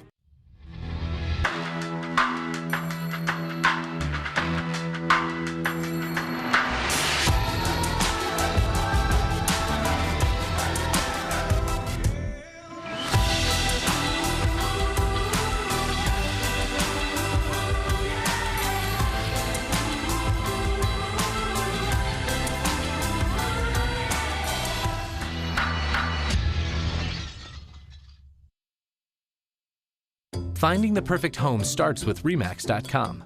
Featuring 5 million bedrooms, 4 million bathrooms, plus every detail ever. Find the listings you love and the agents who can get them at RE/MAX.com. That's the sign of a RE/MAX agent. Yeah, I'm gonna be here a little while. Well, I can see you guys are getting ready for bed. Mommy, do that thing with the lights. Okay, let me get everything ready. As Arizona's largest security provider, Safeguard lets you manage lights and thermostats to save money, remotely arm the system, and lock doors for peace of mind. Tell Daddy not to fall asleep this time, okay? Okay. Security and peace of mind are the only things that Safeguard bundles. Learn how at safeguardsecurity.com. 12 News Election Day special coverage of Decision 2018 in Arizona with continuous unbiased reporting starting on Today in AZ and continuing at 4 until the last race is called. On air, online, and on our Facebook page. Tuesday on 12 News. And thanks everyone for joining us again. We're going to get you updated on some of the latest poll numbers coming in. Here's the U.S. Senate race. Martha McSally and Kirsten Sinema right there in a dead heat, both coming in at 49% of the vote. Arizona Attorney General Mark Brnovich, 53% tonight over January Contreras. And the Corporation Commission, Rodney Glassman a winner, Justin Olson. This is for a 2-year term. Arizona Mine Inspector, a little bit of a surprise. Joe Hart looks like he has pulled ahead of Bill Pierce and Steve Gaynor. 51% over 49% over Katie Hobbs. For some final thoughts, let's go to Bram Resnick and his voter panel. And I'm going to give our panel their last word. Chris Herring. U.S. Senate Republicans pick up, I think, a net 3 seats in the United States Senate. Kim Owens. All statewide races will go Republican. All statewide Republican. Balancisa. I mean, I think youth voters had a victory today. Not only did we have long lines at the polls, but we won back the House. Chad Campbell. I'm going to get a beer. That's my final thought of the day. Okay, great thought. Yes. Thanks for joining us. Send it back to you guys. All right, thanks, Bram, so much. And of course, we want to thank everyone for joining us on the air on 12 News, as well as online throughout our local Decision 2018 coverage. Chad's already ready for his beer. That'll do it for us, but of course our coverage continues on NBC, and we'll come back with an update at the top of the hour. And be sure and join Emma and Paul for Today in AZ tomorrow morning, beginning at 4:30. Have a great night, everyone.